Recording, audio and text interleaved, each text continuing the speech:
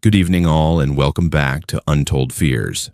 Tonight we are venturing into the forgotten hollows and isolated towns of Appalachia, where the mountains keep secrets that were never meant to be discovered. 10 souls went searching for answers in these ancient hills. Some found abandoned places that should have stayed buried. Others stumbled upon evidence that powerful people wanted to remain hidden. A few encountered things that science cannot explain, and authorities refuse to acknowledge. What they all share is this. They went into those small towns thinking they understood fear, but the Appalachian darkness taught them otherwise. Their stories were dismissed, their evidence vanished, and their warnings ignored. But tonight we give voice to what happened in those forgotten corners where the old ways still hold power, and outsiders learn too late that some places have their own rules. If you are new here, make sure to subscribe to Untold Fears for daily true horror content that will keep you up at night. Hit that notification bell so you never miss when the darkness calls. Now, let us step into the shadows of the Appalachian deep woods, where civilization ends and terror begins. The October wind cut through the mountains differently in eastern Kentucky, carrying with it the weight of 100 years of coal dust and forgotten promises. I had driven back to Harlan County for the first time in 8 years, watching the landscape change from the manicured suburbs I now called home to these hollows where civilization seemed to fray at the edges. My grandmother had died 3 weeks earlier at the age of 92, leaving me her house on Copperhead Ridge, and the burden of deciding what to do with a lifetime of accumulated memories. I was 29 years old, recently laid off from the mining equipment company where I had worked since college, and in no position to refuse even a modest inheritance. The house sat at the edge of what used to be a town of 3,000 people, back when the mines were running full tilt. Now maybe 400 souls remained, scattered among the boarded-up storefronts and collapsing company houses that lined Main Street like tombstones, marking the death of an era. I pulled into the gravel driveway as the afternoon light began its quick fade behind the ridgeline. The house was exactly as I remembered it from childhood visits. A 2-story clapboard structure painted white sometime in the distant past, now weathered to a gray that matched the November sky. My grandmother had lived alone here for the last 30 years, ever since my grandfather died in a roof collapse at mine number 7. The key was where the lawyer said it would be, under the 3rd flower pot on the porch, and the door opened with the same creak I remembered from being a kid. The smell hit me immediately, that particular combination of old wood, mothballs, and the lavender sachets my grandmother kept in every drawer and closet.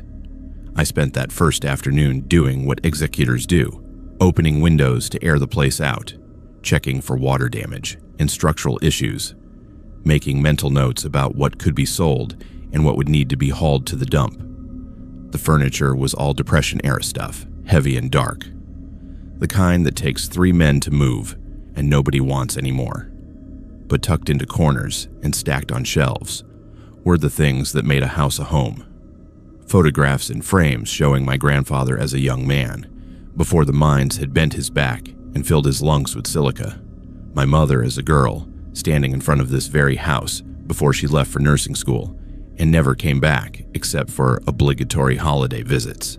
Me at maybe 5 years old, grinning gap-toothed on my grandmother's lap. I found the newspaper clippings on the second day while sorting through a roll-top desk in what my grandmother had called her sitting room. They were organized in manila folders, each one labeled with a year: 1982, 1984, 1987, 1991. Inside were articles clipped from the local paper, some yellowed and brittle, others more recent and printed, from online sources. All of them had the same theme: missing persons. Thomas Hensley, age 34, last seen leaving the Miners Club on a Friday night in February of 1982. Disappeared without a trace. Truck found abandoned at the old number 9 entrance. Sarah Collins, age 28, failed to show up for her shift at the hospital in 1984. Her apartment Showed no signs of struggle, but her purse and car keys were still on the kitchen counter. James Blackburn, Daniel Worth, Elizabeth Parsons. The list went on, spanning 4 decades. I counted 17 different cases, all from within a 20-mile radius of where I now sat. All unsolved, all eventually relegated to the back pages before disappearing from the news entirely. What disturbed me more than the clippings themselves was my grandmother's handwriting in the margins. Notes about timelines, about which mine each person had worked in, about family connections, and who had been at which bar on which night. She had been tracking these disappearances with the attention to detail of a professional investigator. At the bottom of one folder, I found a hand-drawn map of the county with red X marks scattered across it, concentrating in certain areas like a rash. I sat there in the fading light of the sitting room, turning these folders over in my hands, trying to understand why my grandmother, a woman who had spent most of her life keeping house and tending to her garden, had devoted so much energy to documenting these tragedies. The answer came when I found the basement door. I had been in this house dozens of times as a child, and I could not remember ever seeing a basement. The door was in the kitchen, hidden behind a pantry shelf that I had moved aside to check for structural damage to the exterior wall.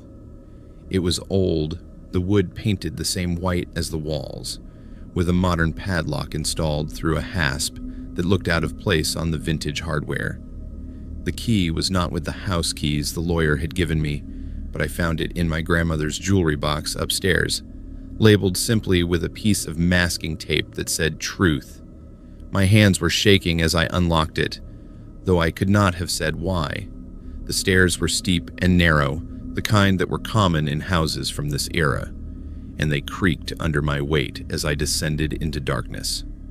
I found a pull string at the bottom and yanked it, illuminating a single bulb that cast harsh shadows across a space that was larger than I expected.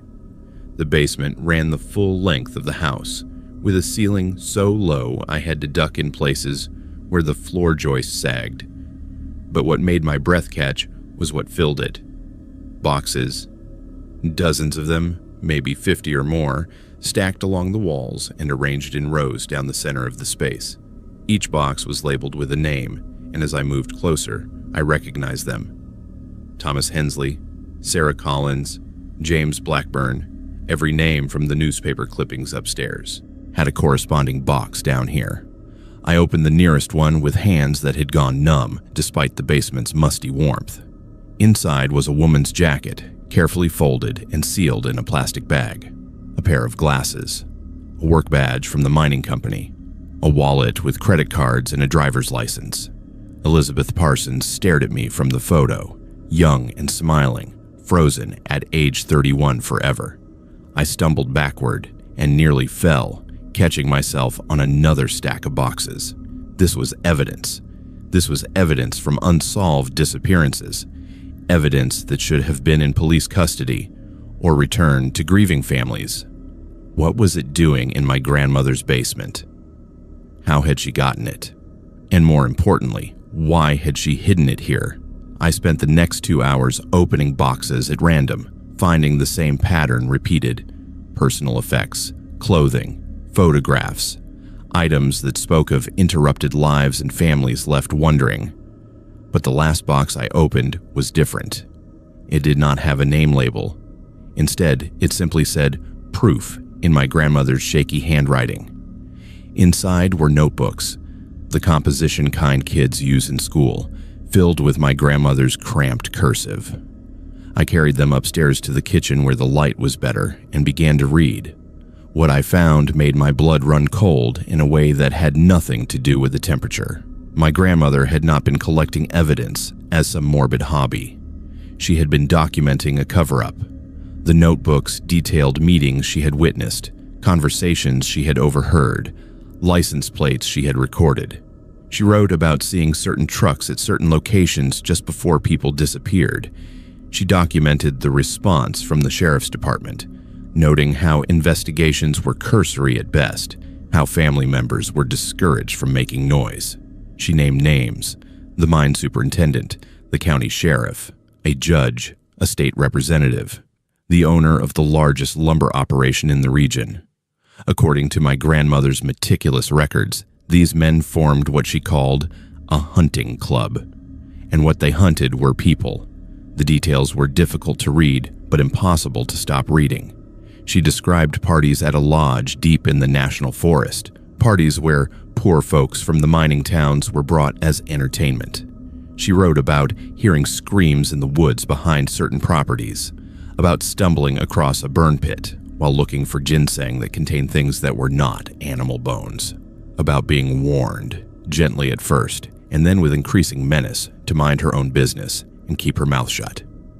But my grandmother had been born in these mountains and had lived through the mine wars of the 30s.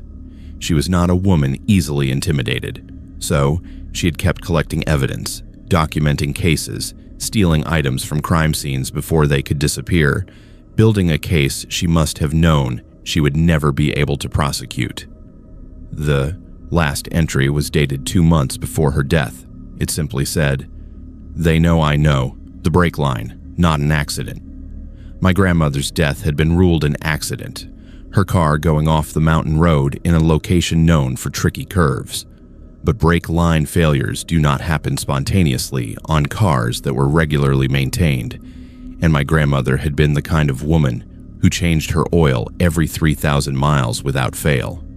I sat in that kitchen as darkness filled the windows, holding evidence of crimes that spanned 4 decades, and tried to decide what to do.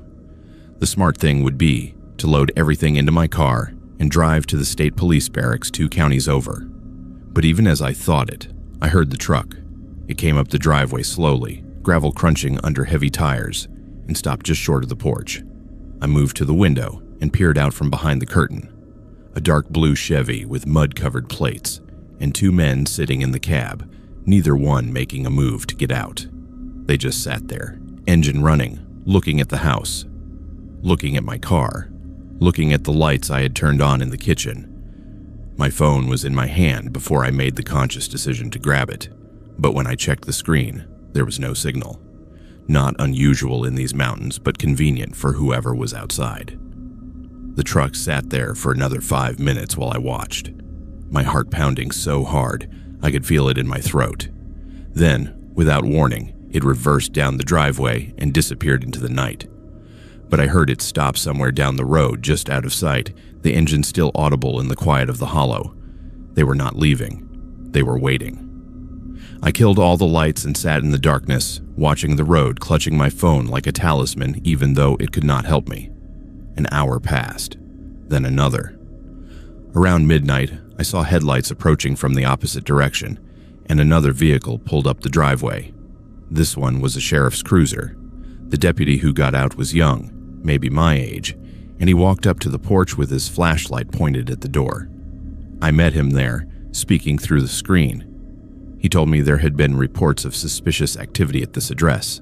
The neighbors were concerned about someone breaking into the deceased owner's property.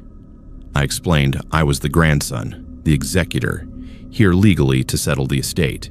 He asked for identification, asked why I was sitting in the dark, asked if I had noticed anything unusual in the area. I told him no, nothing unusual, just tired from sorting through my grandmother's things. He shined his flashlight past me into the house, and I watched his eyes scan the visible rooms, looking for something. Looking for what I had found, maybe. He told me to be careful, that there had been some break-ins recently, that I should keep the doors locked. Then he left, but not before sitting in his cruiser for a solid 10 minutes, writing something in a notebook under the dome light. The blue truck was gone when I checked the road. I did not sleep that night. Instead, I loaded the most important notebooks into my backpack, along with several pieces of evidence from the boxes. I hid them in my car's spare tire well. Then I waited for dawn, left the house without bothering to lock it, and drove straight through to the state police barracks in Jenkins, a town far enough away that I hoped it might be outside the reach of whatever network existed here. The trooper who took my report was professional, thorough, and deeply skeptical, but he took notes, looked at the evidence I had brought, and assured me they would investigate. 2 days later, I returned to my grandmother's house with a state police escort to retrieve the rest of the evidence. The basement was empty. Every box, every notebook except the ones I had hidden, every shred of proof that my grandmother had collected over 4 decades, it was all gone. The padlock had been cut, the door stood open. Even the dust patterns on the floor had been swept clean. The state police photographed the scene, dusted for prints, found nothing. The trooper asked if I was sure about what I had seen, if maybe the stress of my grandmother's death had me confused. I showed him the notebooks I'd saved, and he admitted those were real. But without the physical evidence to back them up, there was nothing to investigate. He filed it under suspicious activity, said they would keep the notebooks for their records, then suggested I might want to finish settling the estate quickly and return to wherever I had come from. I sold the house to a developer for half what it was worth, left most of my grandmother's belongings for the county to dispose of, and was back in my apartment in Lexington within a week.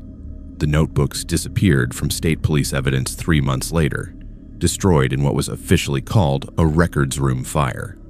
But I still have photographs of every page, stored in 3 different cloud accounts under false names.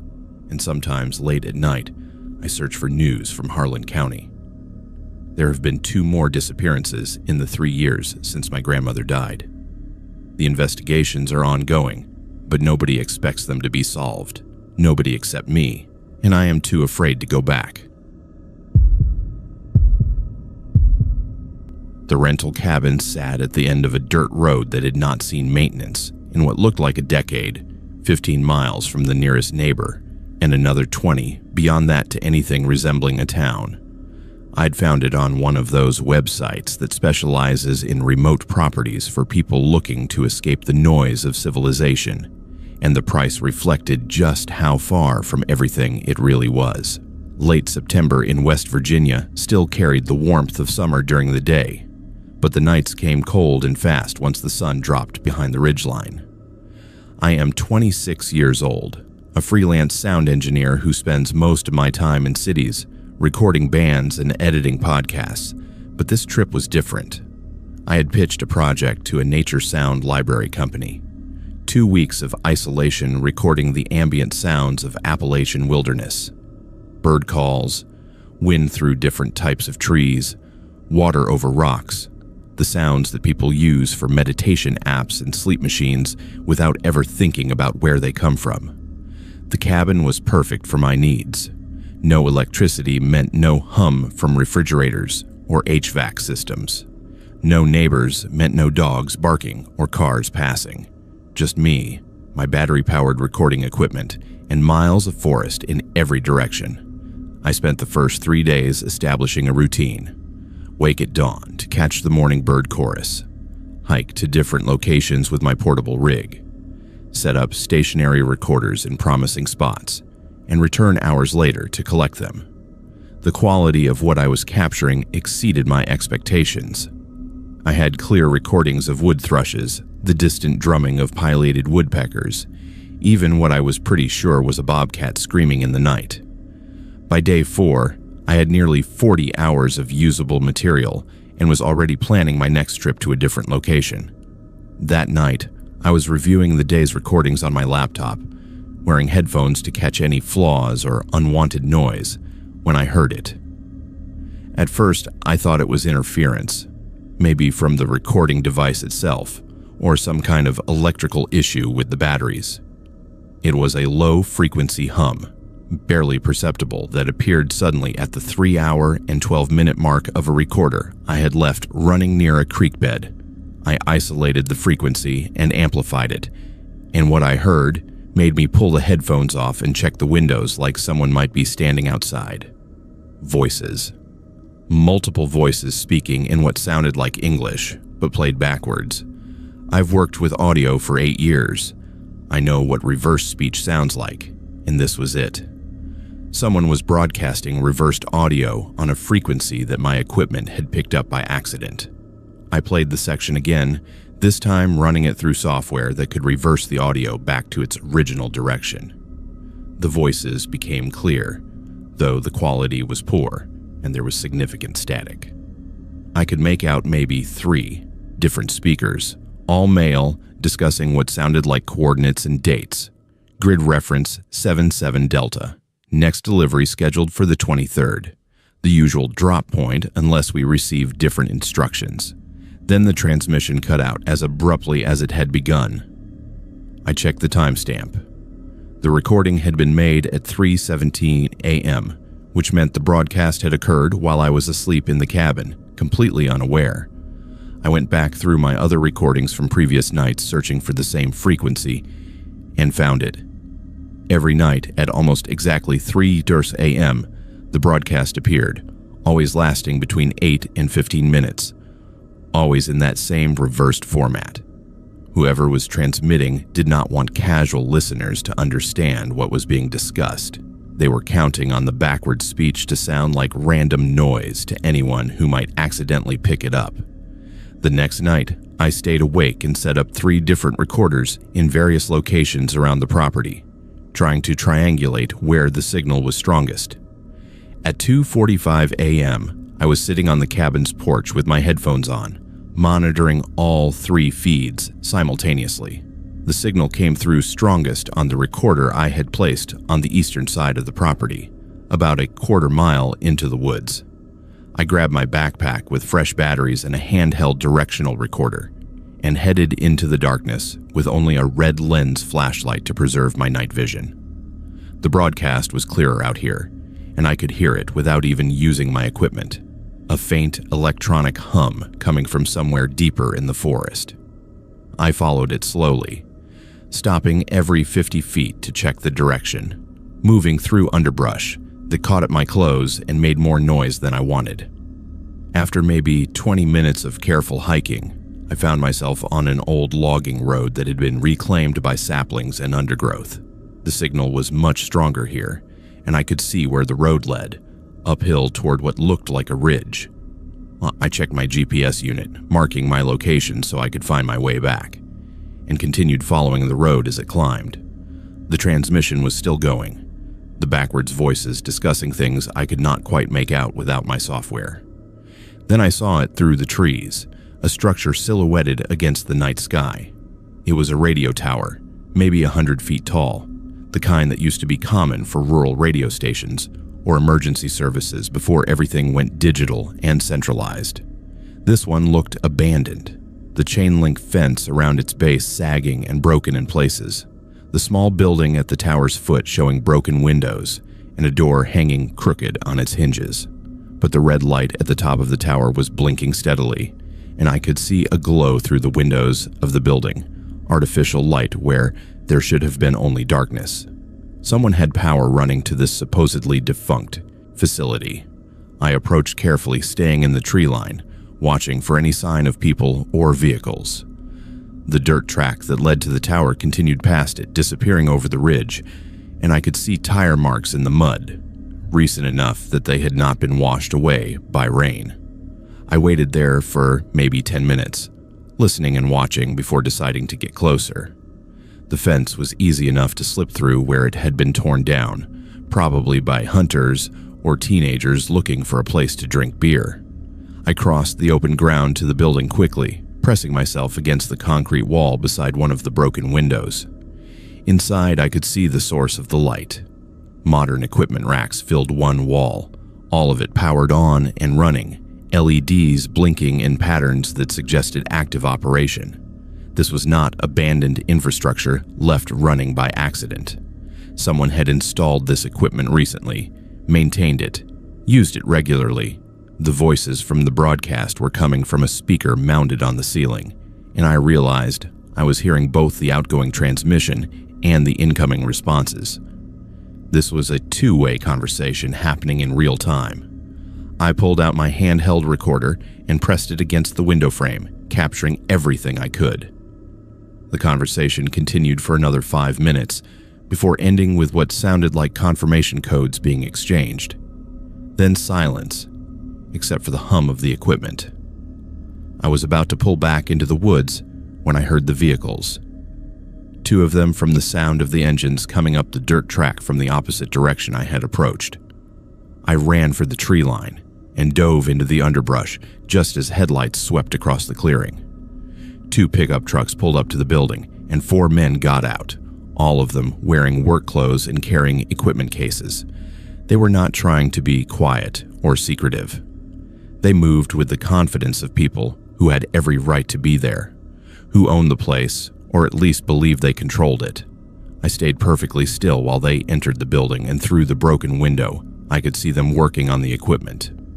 One of them was making adjustments to a computer terminal, while another swapped out what looked like hard drives from the equipment racks. They were not just maintaining the gear, they were collecting data and replacing storage media. The conversation I could overhear was casual, discussing football scores, and when the next delivery was scheduled. Delivery of what, they never specified, but the way they talked about it suggested this was a regular occurrence, a routine operation.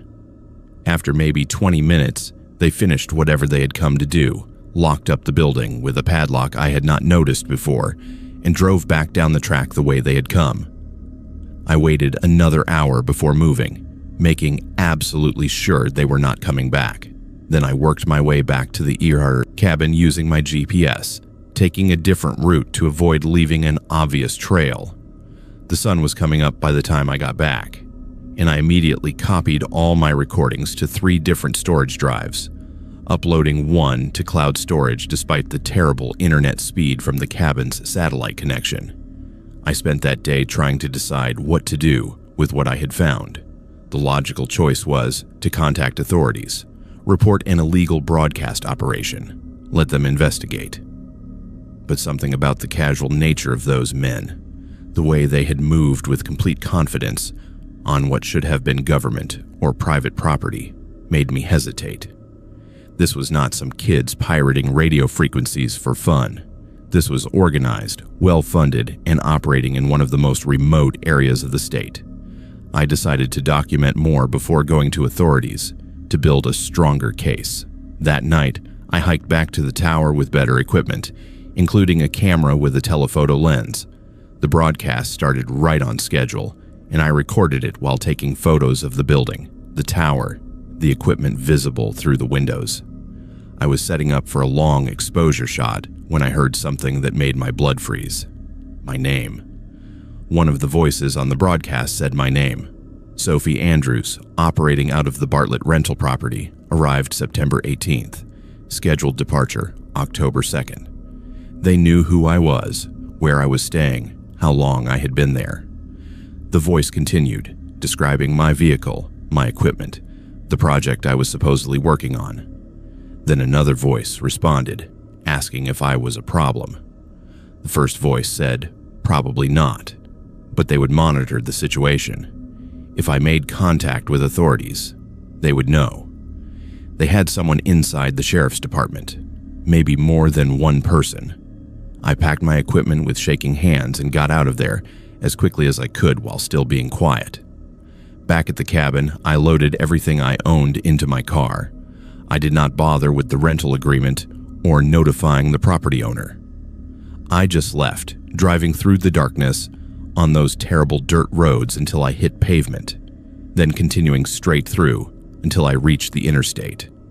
I did not stop until I was 3 states away, at a rest area in Maryland, where I finally felt safe enough to breathe.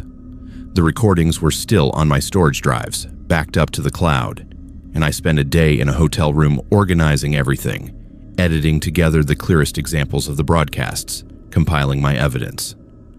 Then I called the FBI field office in Charleston, West Virginia, explained what I had found, and sent them everything digitally. They took my report seriously, opened an investigation, assigned an agent to the case. I provided coordinates for the tower, descriptions of the men I had seen, copies of all my recordings. 2 weeks later, the agent called me back. They had rated the tower location based on my information, found it exactly where I said it would be. But the building was empty, all equipment removed, no sign of recent activity. They checked property records and found the tower had been decommissioned 8 years earlier, sold to a private party who claimed to have no knowledge of any broadcasts. The agent said they would keep investigating, but without physical evidence. There was not much they could do. My recordings were interesting, but audio could be faked. and I had no way to prove when or where they were made. I never went back to West Virginia, never took another remote recording job. I stick to urban work now, studios and venues where there are always people around. But I kept monitoring that frequency from my apartment in Philadelphia, using a software-defined radio and a laptop. For 3 months after the raid, nothing. Then the broadcast started again. Different frequency, same format. Same reversed speech pattern. I recorded it, sent it to the FBI agent, never heard back. I check that frequency once a week now, and it is still active. Still broadcasting in the middle of the night. Still discussing deliveries and coordinates and schedules. I have tried to triangulate the new location using signal strength reports from other software-defined radio operators around the country, but whoever is running this operation moves the equipment regularly, never broadcasting from the same place twice in a row. I did find something interesting when I went back through my original recordings from that first night, before I knew what I was listening for, before I understood what I had stumbled onto. There was a section where the reversed speech was particularly clear, and when I played it forward, one of the voices said something that I did not catch the first time. We have been operating in these mountains for 23 years. The authorities know we are here. They just do not care.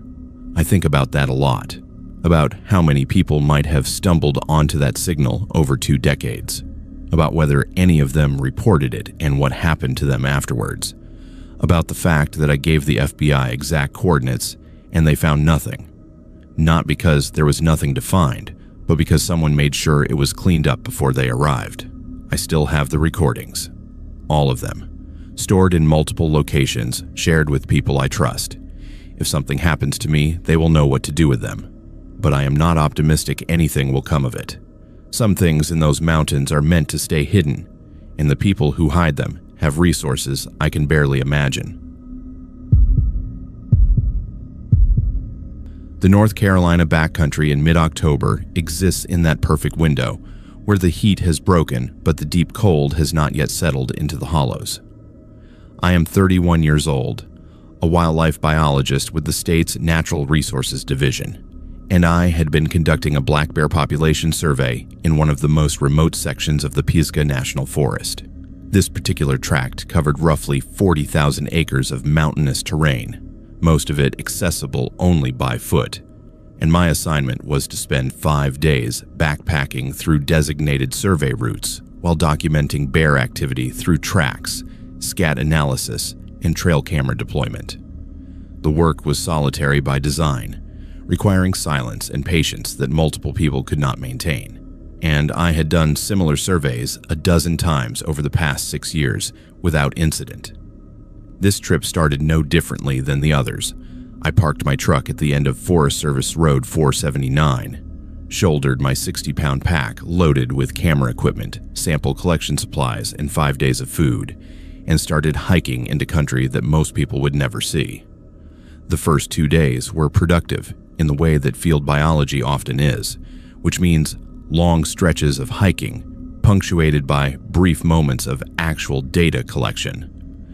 I documented fresh bear sign along 3 different creek drainages, collected scat samples that would be analyzed for diet composition and genetic markers, and set up 12 trail cameras in locations that previous surveys had identified as high-traffic corridors.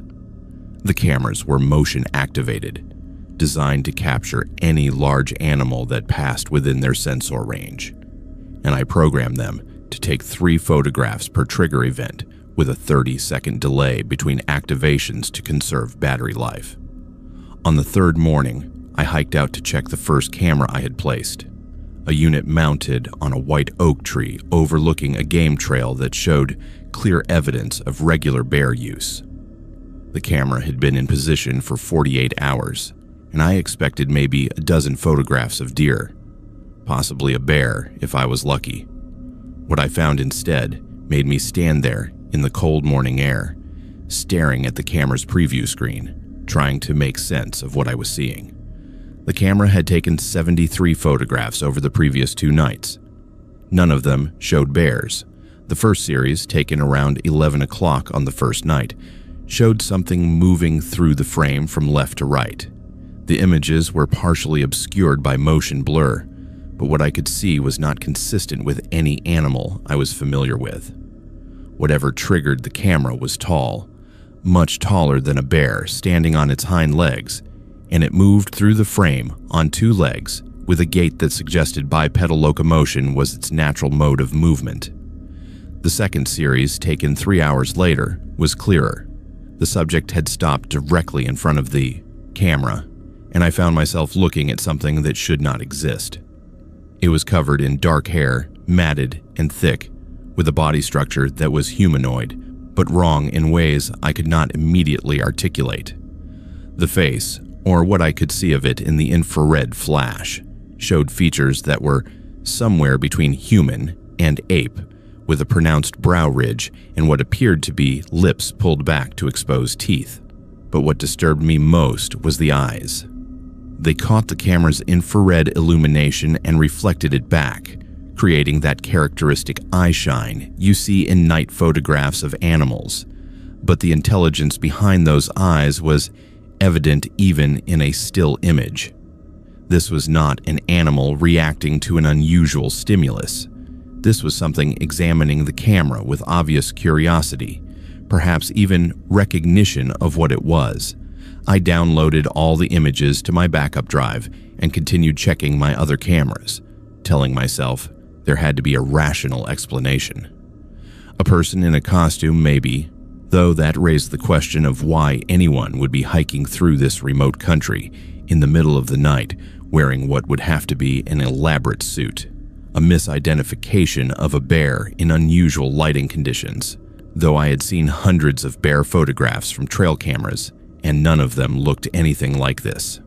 By the time I reached the fourth camera, located in a dense stand of rhododendron near a creek crossing, I had stopped trying to rationalize what I was seeing and started feeling the first cold fingers of genuine fear. This camera had captured video, not just still images, and the video showed the creature much more clearly.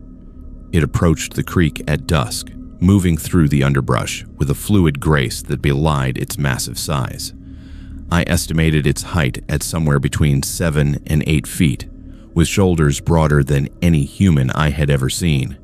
It knelt at the creek to drink, and I watched it cup water in its hands that were definitely not paws, bringing it to its mouth in a gesture that was disturbingly human. Then it looked directly at the camera, made eye contact with the lens, and vocalized. The sound that came through my laptop speakers made my skin crawl. It was not a roar, or a howl, or anything I could easily categorize. It started low, almost subsonic, and built into a series of hoots and screams that ended with what sounded like wood knocking, rhythmic impacts like someone striking a tree with a heavy branch. Then it stood and moved away from the creek, disappearing into the forest. I sat there in the middle of the rhododendron thicket, surrounded by mountains that suddenly felt much less empty than they had an hour ago, and tried to decide what to do.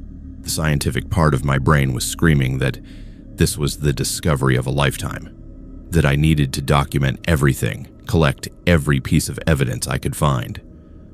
But the primal part, the part that evolved to recognize predators and assess threats, was telling me to pack up my gear and get out of these woods as quickly as possible. I compromised by continuing my survey, but staying hyper-aware of my surroundings in a way I never had before. That night, I made camp in a location that offered good sight lines in multiple directions, built my fire larger than necessary, and strung my food at a distance from my tent that was probably excessive for bear prevention. Around 2 in the morning, I was jolted awake by vocalizations coming from multiple directions. The same hooting and wood-knocking sounds I had heard on the camera video, but now surrounding my camp in a pattern that suggested coordination. I grabbed my headlamp and flashlight, unzipped my tent, and scanned the darkness beyond my fire's reach. The vocalizations stopped immediately when I emerged, replaced by silence so complete that I could hear my own heartbeat. I stood there for maybe 5 minutes, sweeping my light across the tree line, seeing nothing but feeling watched with an intensity that raised every hair on my body. Then I heard movement. Something large, pushing through underbrush, maybe 50 yards to the east, moving parallel to my camp but not approaching. It was toying with me, I realized, testing my reactions, seeing how I would respond to being surrounded and called to. I retreated into my tent but did not sleep for the rest of the night, lying there, listening to occasional sounds of movement in the forest around me, watching shadows dance at the edges of my firelight. At dawn, I broke camp and started hiking toward my next survey location, following a ridge line that offered open travel and good visibility. I had gone maybe 2 miles when I found the tracks. They were in a muddy section of trail where runoff had pooled and they were unmistakable. Humanoid footprints, but massive, at least 18 inches long and 7 inches wide at the ball.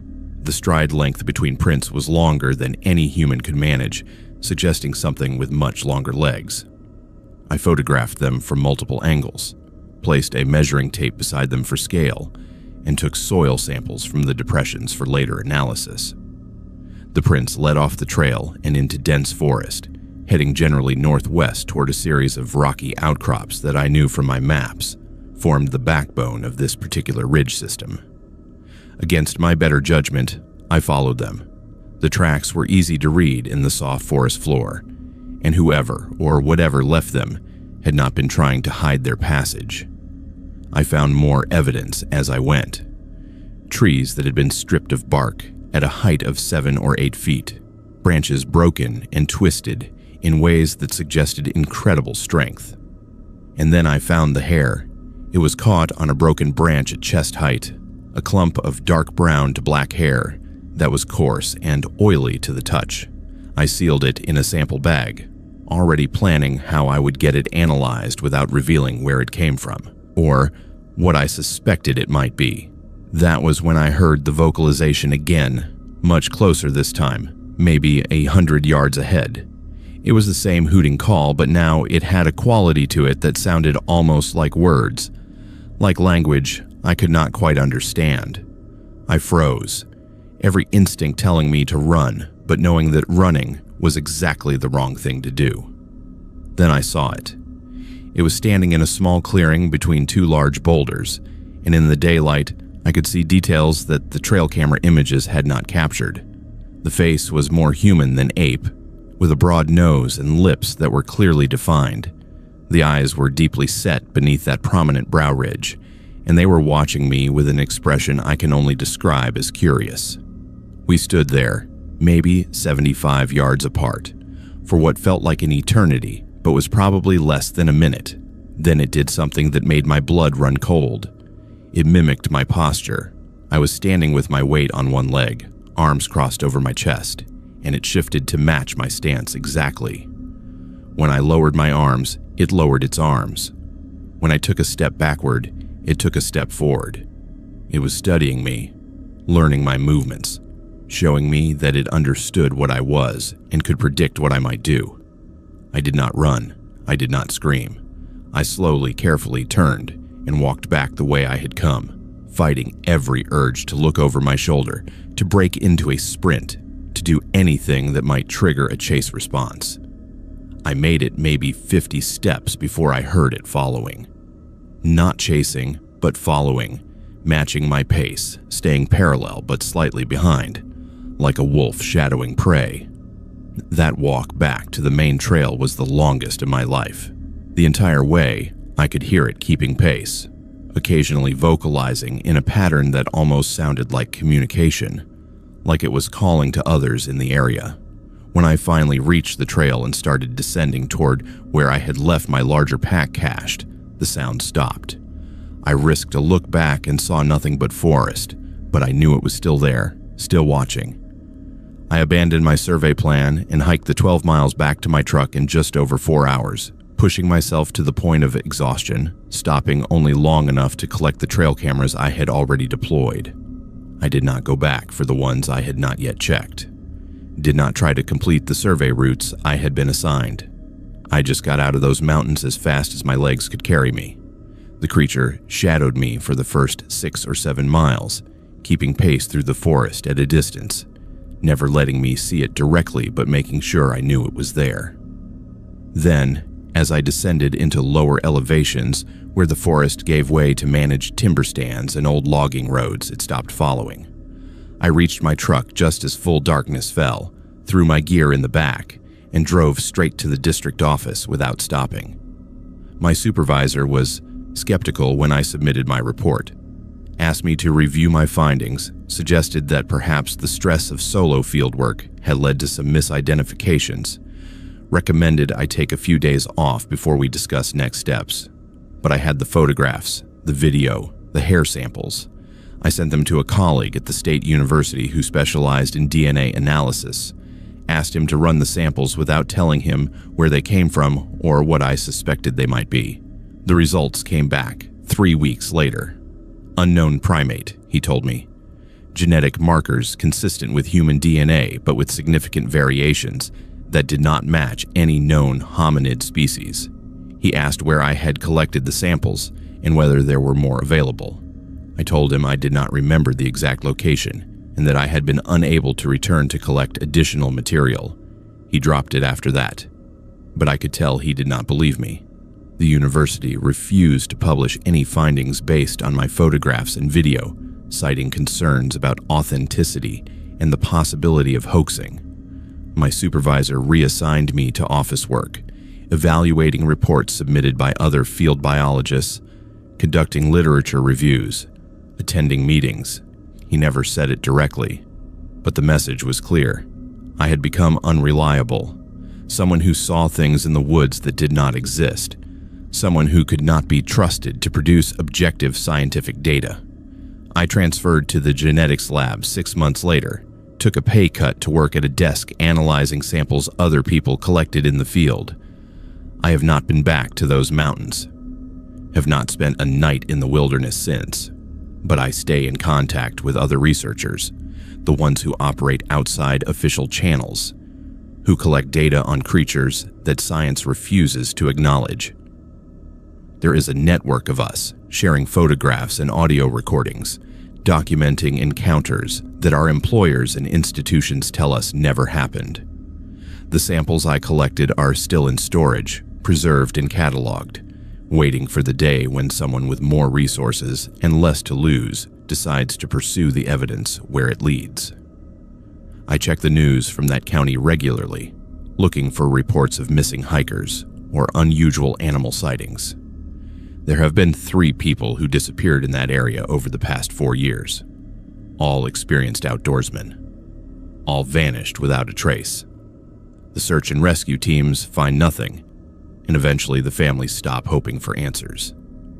I think about that creature watching me from between those boulders, how it mimicked my movements, how it followed me for miles through terrain it knew better than I ever could.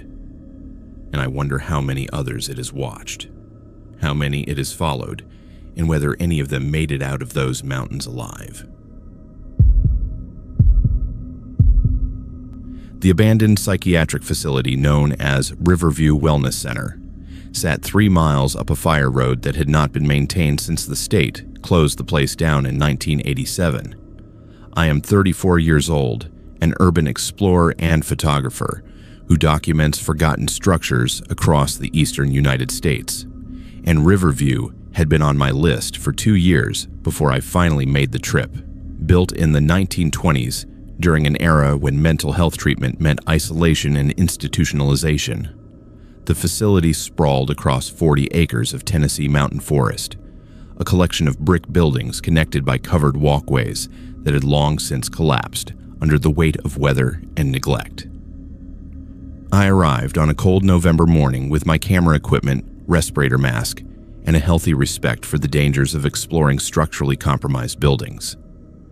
The main entrance had been sealed with concrete blocks years ago, but a side door near what had been the administrative wing showed signs of frequent use by other explorers, the plywood covering pried away and leaning against the wall. Inside, the decay was comprehensive. Water damage had destroyed most of the ceiling tiles, leaving them scattered across floors covered in broken glass and bird droppings. Patient rooms still contained rusted bed frames bolted to the floors, and the walls were covered in decades of graffiti layered one message over another. I spent the first hour photographing the architectural details that had survived, focusing on doorways with their original hardware and windows where the light filtered through in ways that created dramatic shadows. The facility had been designed in a campus style, with separate buildings for different patient populations, and I moved systematically through each structure, documenting what remained while watching carefully for holes in the floors and weakened staircases. By midday, I had covered most of the accessible areas and was preparing to leave when I noticed something odd about one of the hallways in the main treatment building. The corridor appeared to end at a wall covered in the same institutional green paint as the rest of the facility, but the dimensions did not match what I had seen from the exterior. The building should have extended at least another 30 feet beyond that wall. I examined the surface more carefully and found what I was looking for, a seam hidden under layers of paint, where a doorway had been covered over. The plaster was newer than the surrounding walls, installed sometime after the facility had closed based on the materials used. I used a multi-tool to chip away at the edge, and within minutes, I had exposed enough of the frame to see that this was definitely a sealed entrance.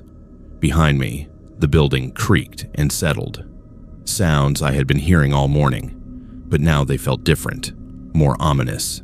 I pulled away a section of plaster large enough to shine my flashlight through, and what I saw made me forget about structural safety entirely.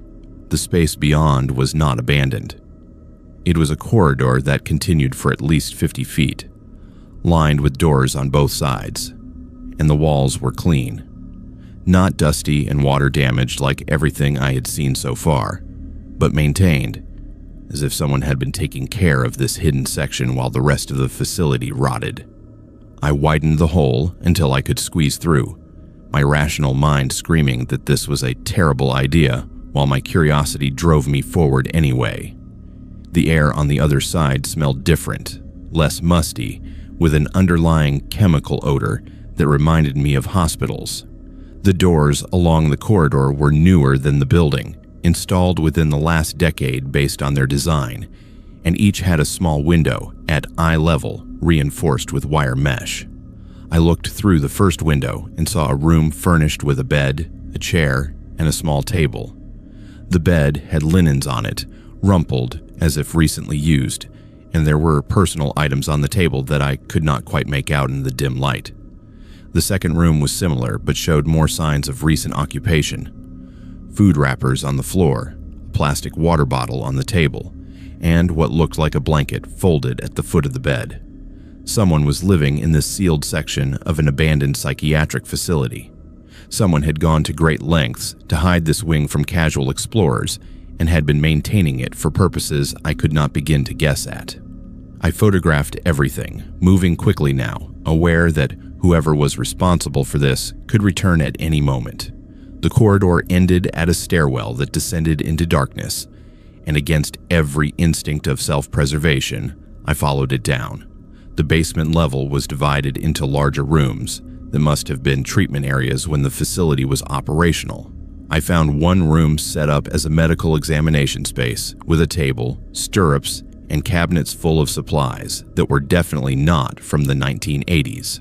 Another room contained filing cabinets filled with patient records, except these records were dated from the past 5 years and documented treatments that made my stomach turn. Electroshock therapy without anesthesia, experimental drug protocols, surgical procedures performed without proper licensing or oversight. The patients, if you could call them that, were identified only by numbers, but the intake notes suggested they were homeless individuals, people without families to report them missing, perfect victims for whatever was happening here. I was photographing a page of particularly disturbing notes when I heard the sound that changed everything. Footsteps above me, multiple people moving through the hidden corridor I had just left, and voices, calm and professional, discussing whether they had heard something in the basement. I killed my flashlight and looked for another exit, finding a second stairwell at the far end of the basement that must have led to a different building in the complex. I climbed as quietly as I could, emerging into what had been the recreational building based on the scattered remains of ping pong tables and recreational equipment. Behind me, I could hear the basement door opening, someone coming down to investigate. I ran for the nearest exit, no longer caring about stealth, just needing to put distance between myself and whoever was operating that facility within a facility. I made it outside and headed for the woods, circling wide to approach my car from a different direction, and that is when I saw them. 2 vehicles parked near the main entrance, a white van with medical supply company logos on the side, and a dark sedan with tinted windows. Both had been there the whole time I was inside, but I had not noticed them when I arrived, because they were parked out of sight from the access road. 3 people in white coats were walking toward the building I had just fled, moving with the casual confidence of people who owned the place. I stayed hidden in the underbrush, watching as they disappeared inside, then sprinted for my car the moment they were out of sight. I drove back to town with my hands shaking, pulled into the sheriff's office parking lot, and tried to organize my thoughts before going inside. The deputy who took my report was young and seemed genuinely concerned, writing down everything I told him about the sealed wing, the occupied rooms, the patient files documenting illegal procedures. He asked to see my photographs, and I showed him selected images on my camera's display screen, keeping the memory card safely in my pocket. He promised they would investigate, sent me home, and said someone would follow up within 24 hours. I waited 3 days before calling back, was told the investigation was ongoing, waited another week before driving back to the site myself. The facility looked exactly as it had before, same decay, same sense of abandonment. But when I worked my way back to that corridor where I had found the sealed doorway, I found something that made my blood run cold. The hole I had chipped in the plaster had been repaired, the wall restored to its original appearance, and there was no sign that anything had ever been different. I went to the basement entrance in the other building, found it sealed with a new concrete wall. Every trace of what I had discovered had been erased. I returned to the sheriff's office, asked to speak to the deputy who had taken my report, was told he had transferred to another county the previous week. His replacement knew nothing about my case, could find no record of my report in the system, suggested perhaps I was thinking of a different jurisdiction. I showed him my photographs, and he examined them with an expression that suggested he thought I had staged them somewhere else. Without access to the actual location, he said there was nothing to investigate. I contacted the state police, the state health department, the licensing board for medical facilities. Each office took my information, promised to look into it, and then nothing happened. My photographs were dismissed as possibly being from a different location or potentially fabricated entirely. I even reached out to other urban explorers who had visited Riverview, asking if they had seen anything unusual. Most had only explored the main buildings, never finding the sealed corridor, but 2 people contacted me privately saying they had experienced something similar. One had found evidence of recent activity in a different section and had been threatened when they reported it. The other had turned over information to authorities and watched it disappear into bureaucratic black holes. 6 months after my exploration, I developed a problem that I initially dismissed as coincidence, but have since come to recognize as something more sinister: panic attacks. Severe ones that appear without warning and leave me unable to function for hours at a time. I went to doctors, was prescribed medications that did not help, underwent therapy that provided no relief. It was only when I compared notes with those other explorers that I realized we were all experiencing the same symptoms. All of us had developed anxiety disorders that had not existed before our encounters at Riverview. All of us had been referred to the same specialist for treatment, a psychiatrist who worked out of a practice 2 counties over. I made an appointment to see him, curious about the connection, and sat in his waiting room, reading intake forms that asked very specific questions about what I had seen at abandoned facilities and who I had told about it. I walked out before my appointment, got in my car, and never went back. I still have the photographs on encrypted drives stored in multiple locations, shared with people I trust who have instructions to release them if anything happens to me. But I do not explore abandoned buildings anymore. Do not take assignments in Tennessee. Do not talk publicly about what I found, because the two people who did ended up hospitalized with mysterious illnesses that doctors could not diagnose. The facility is still there, still abandoned according to official records, still drawing curious explorers who photograph the decay without ever finding that hidden wing.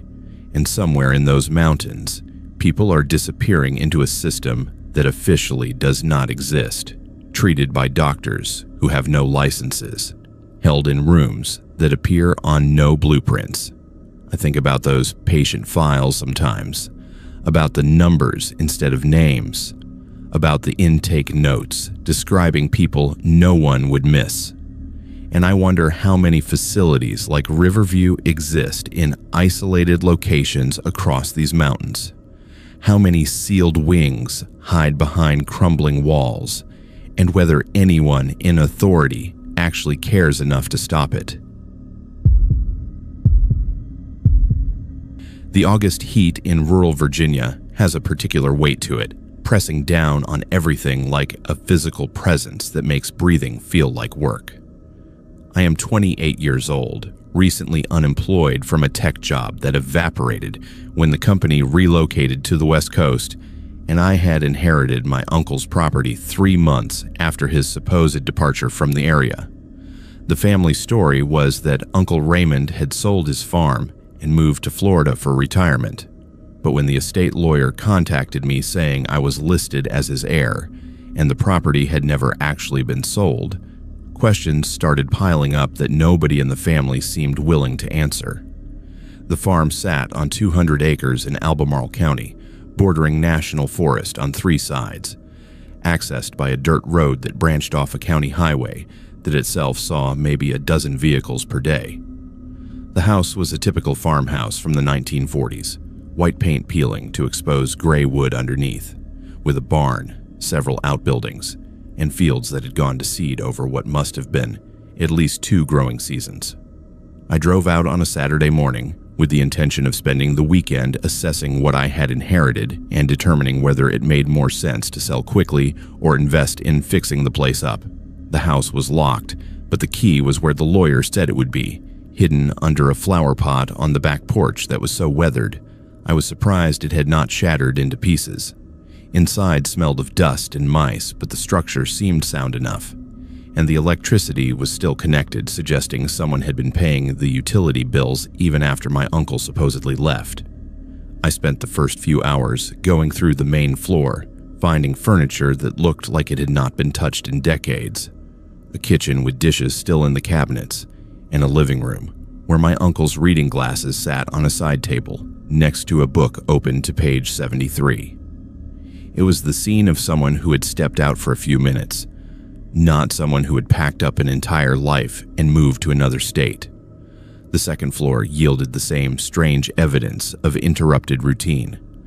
Clothes in the closets, toiletries in the bathroom, a bed that was made but showed the impression of someone having sat on the edge of it.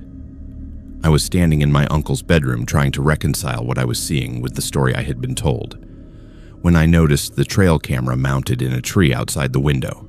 It was pointed directly at the house, specifically at this bedroom window, and it was not the kind of camera a farmer would use to monitor wildlife. I went outside to examine it more closely and found that it was a high-end model, battery-powered with a solar panel to keep it charged indefinitely. The SD card was still in the camera, and when I removed it and checked the date stamps on the files, my hands started shaking. The camera had been recording continuously for the past 18 months, with thousands of images stored in chronological order. I took the card back to the house, found my uncle's old laptop in a desk drawer, and started reviewing the footage. The first week of images showed my uncle moving around the property, working in the barn, checking fences, living his normal life. Then the images changed. A vehicle appeared in several frames, parked at the edge of the tree line, where it would not be visible from the house. Different vehicles over time, but always in the same general location, always positioned to watch the house without being obvious. I scrolled forward through weeks of images, watching this pattern repeat. And then I reached the sequence that made my stomach drop. My uncle loading his truck at dawn, not with luggage or moving boxes, but with tools and supplies like he was heading out for a day of work. Then, 3 hours later, a different truck arriving at the house.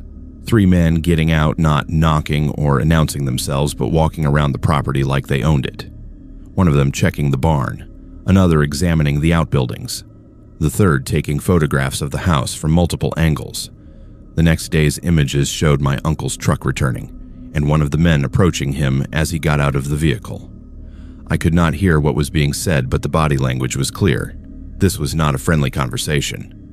My uncle gesturing at the property, shaking his head, pointing back toward the road. The men not leaving, but instead surrounding him, backing him toward the barn. And then the images stopped showing my uncle. The camera continued recording for another week, showing those same men returning daily, going through the barn, the outbuildings, searching for something. Then new people arrived. Official-looking vehicles, uniforms that could have been law enforcement or private security. They removed items from the barn in boxes and bags, loaded them into trucks, and drove away. After that, the property sat empty for months until I showed up. I sat there in the growing darkness, the laptop screen the only light in the house, trying to understand what I had stumbled into. My uncle had not left voluntarily. He had been taken or driven away, and someone had gone to elaborate lengths to make it look like a planned departure. The trail camera had not been his. Someone else had installed it to monitor him, to track his movements, to know when he was vulnerable. I needed to find that barn. Whatever those men had been looking for, whatever had been important enough to justify this level of surveillance and eventual intervention, it had been stored somewhere on this property. The barn was the obvious place to start, and I grabbed a flashlight and headed out into the August night, feeling exposed in a way I had never experienced before. The barn doors were closed but not locked, and they opened with a creak that sounded impossibly loud in the silence. Inside was exactly what you would expect in a working farm barn. Tools, equipment, hay bales stacked along one wall, a workbench covered in the accumulated debris of decades of repairs and projects. I searched for an hour, finding nothing out of the ordinary, no hidden compartments or secret storage areas. But then I noticed the floor in one corner, where the dirt was a different color than the surrounding area, darker and more compacted, like it had been disturbed and then carefully replaced. I found a shovel and started digging, not really believing I would find anything, expecting this to be another dead end. 3 feet down, my shovel hit something solid. I cleared the dirt away with my hands and found a metal container, the kind used for ammunition or valuable documents, buried and carefully sealed against moisture. Inside were papers, deeds, surveys, mineral rights documentation, and photographs. Lots of photographs showing men in business suits meeting with men in work clothes, showing equipment being moved at night, showing what appeared to be mining operations on property that should not have any mining activity according to the official records. My uncle had been documenting illegal resource extraction on his land and the surrounding national forest. The men in the photographs were not hard to identify once I started comparing faces to county records. The sheriff, a county commissioner, the owner of a large construction company that held multiple government contracts, a state representative. They were part of a network that was stealing timber, mining minerals without permits, and using their positions to cover their tracks. My uncle had evidence of everything, and it had gotten him disappeared.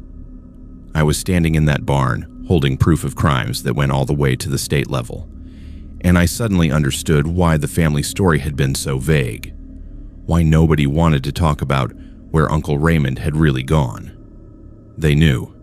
Maybe not the details, but they knew enough to be scared. Enough to accept the lie about Florida and not ask questions that might bring attention to themselves. I reburied the container, smoothed the dirt to look undisturbed, and went back to the house to think. The logical move was to take this to authorities, but my uncle had probably tried that, and it had ended with him vanishing. The people involved had resources and connections I could not hope to match, but I could not just leave it alone either. Could not let my uncle disappear without anyone knowing why. I spent the rest of the night copying those documents, photographing every page, uploading everything to multiple cloud storage accounts under false names. Then I did something that was either very smart or incredibly stupid. I called the county sheriff's office the next morning and reported that I had inherited property from my uncle and wanted to make sure everything was in order legally. Asked if there were any liens or issues with the land I should know about. The dispatcher was polite, took my information, said someone would get back to me. Within 3 hours, I had visitors. Not the sheriff, but 2 of the men from the trail camera images, showing up in a truck that claimed to be from a surveying company. They explained that the county was reviewing property boundaries in the area, that there might be some confusion about where national forest land ended and private property began, that they just needed to walk the property lines to clarify the records. I told them that would be fine, but that I would be coming with them. We spent 2 hours walking the perimeter of the property, and the whole time they were not looking at boundary markers. They were looking at the buildings, at the barn specifically, asking casual questions about whether my uncle had left anything behind, whether I had gone through his possessions yet, whether I had found any paperwork that might clarify the property situation. I played dumb, said I had just arrived, had not really started sorting through anything yet, was probably just going to sell the place and let the new owner deal with any complications. They seemed satisfied with that, left with promises to send me the survey results in a few weeks. But I knew I had made a mistake by contacting the sheriff's office, had announced my presence, and given them reason to pay attention to what I might find. That night, I packed everything important into my car, left the house looking lived in, but took all the evidence I had copied, and drove back to my apartment 4 hours away. I put the property up for sale through a lawyer, priced it to move quickly, and accepted the first offer that came in, even though it was well below market value. The buyer was a shell company that I traced back to the same construction firm whose owner appeared in my uncle's photographs. They bought the property, demolished the buildings within a month, and used the land as a staging area for logging operations in the adjacent national forest.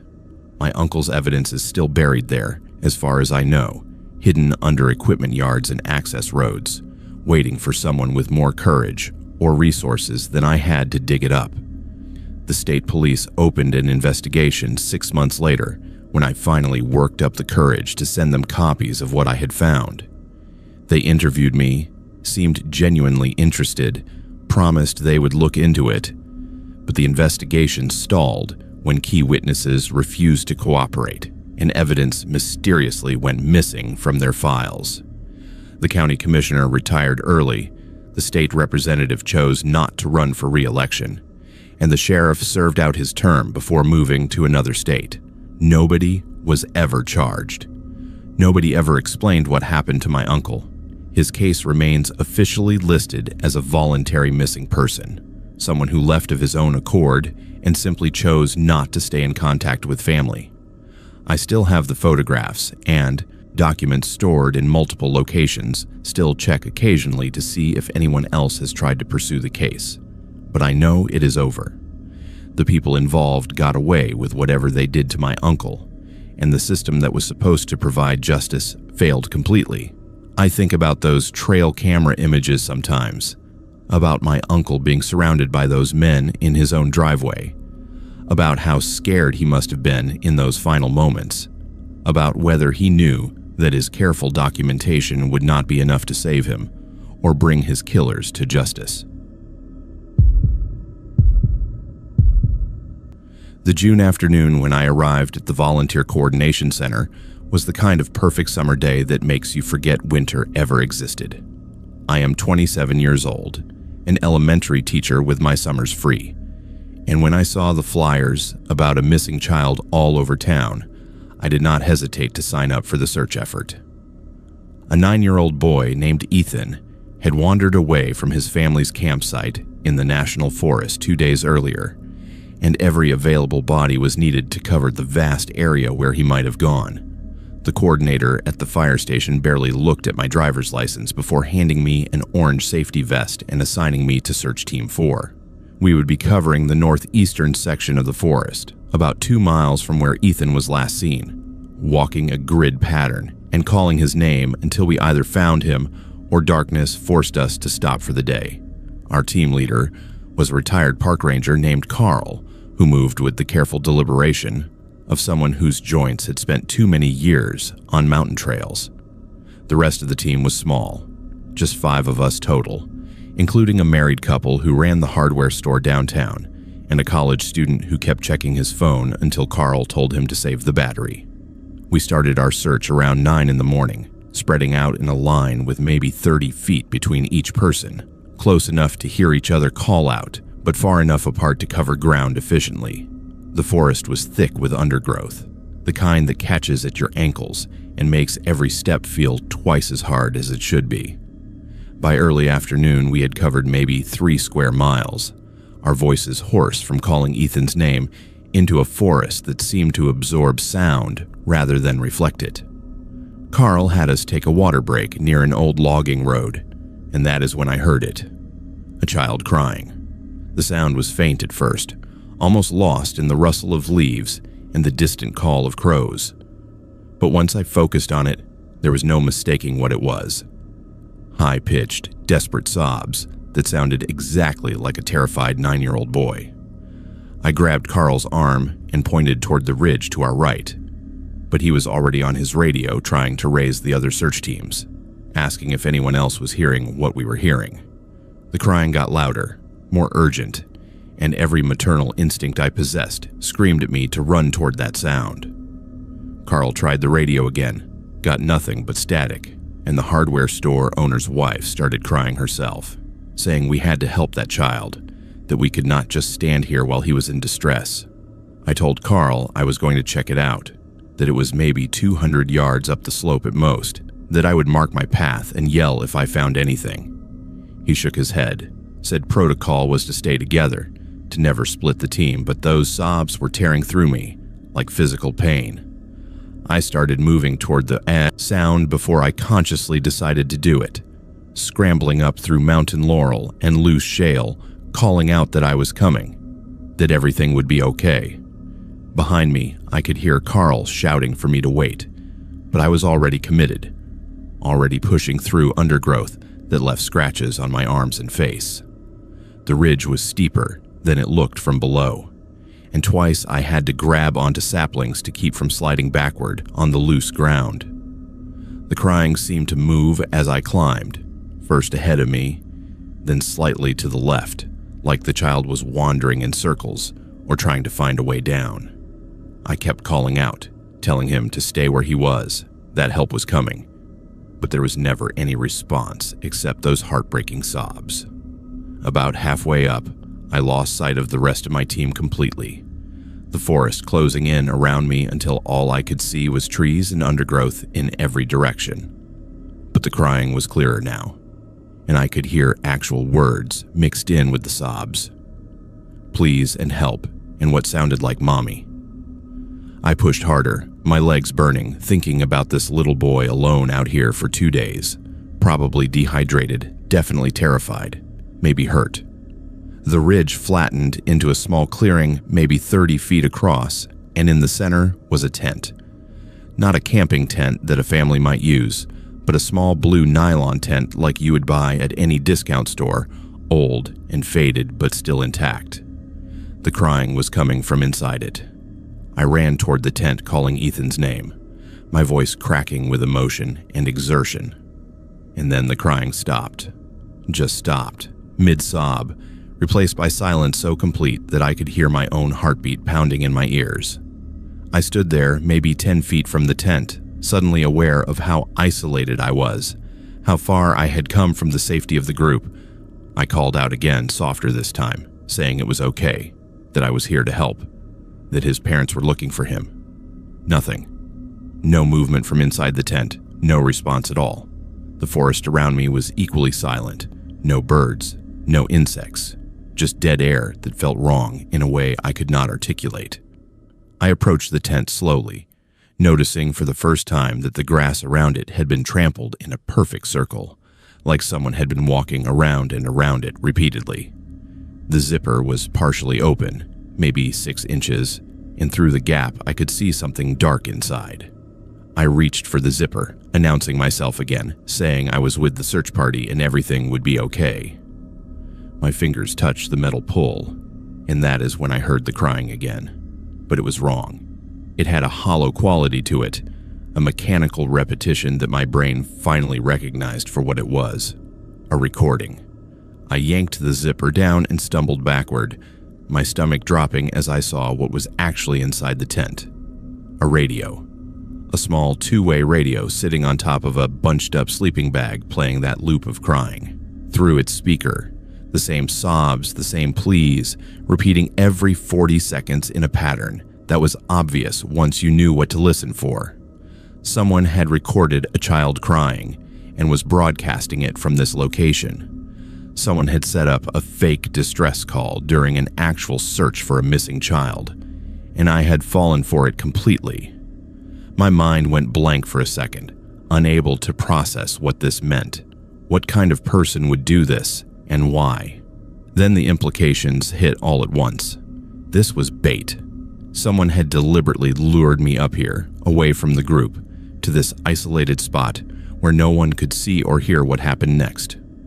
I spun around, scanning the tree line, and that is when I noticed the footprints in the soft dirt. Fresh prints leading from behind the tent in a wide arc, disappearing into the trees directly behind where I was standing. Someone had been here recently, maybe while I was climbing, and could still be watching from the shadows. I reached for my phone with hands that felt like they belonged to someone else, but of course, there was no signal this deep in the forest. The radio in the tent kept playing its horrible loop, and I noticed a piece of paper taped to the radio's back. My first name was written on it. Not my last name, just Grace in careful block letters. Someone knew I would be the one to find this. Someone had been watching our search team, had seen me specifically, had counted on me being the one to break away when I heard the crying. The paper was damp, and when I unfolded it with shaking fingers, there was a single line written inside. "You should have stayed with the others." A branch snapped somewhere behind me, not far, maybe 20 feet into the trees. I dropped the radio and ran, not back the way I had come, but down the other side of the ridge, putting distance between myself and that tent, between myself and whoever was in those woods. Another snap, this time to my left, and I realized with perfect clarity that I was being herded, pushed in a specific direction toward some predetermined destination. I thought about screaming for help, but Carl and the others were too far away, and it might provoke whoever was out there into acting faster. So I did the only thing that made sense. I ran straight back the way I had come, crashing through undergrowth, skidding down the loose shale, not caring about the branches hitting my face or the thorns tearing at my clothes. Behind me, I could hear pursuit, not running but walking steadily, like they knew exactly where I was going and were not worried about keeping up.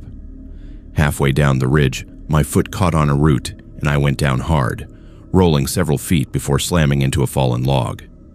Pain shot through my ribs, and for a moment I could not breathe, could only lie there, gasping while listening to those steady footsteps getting closer. That is when I heard Carl's voice, faint but unmistakable, calling my name from somewhere below. I screamed his name and help, and someone is following me, all in one hysterical burst that used the last of my air. The footsteps behind me stopped.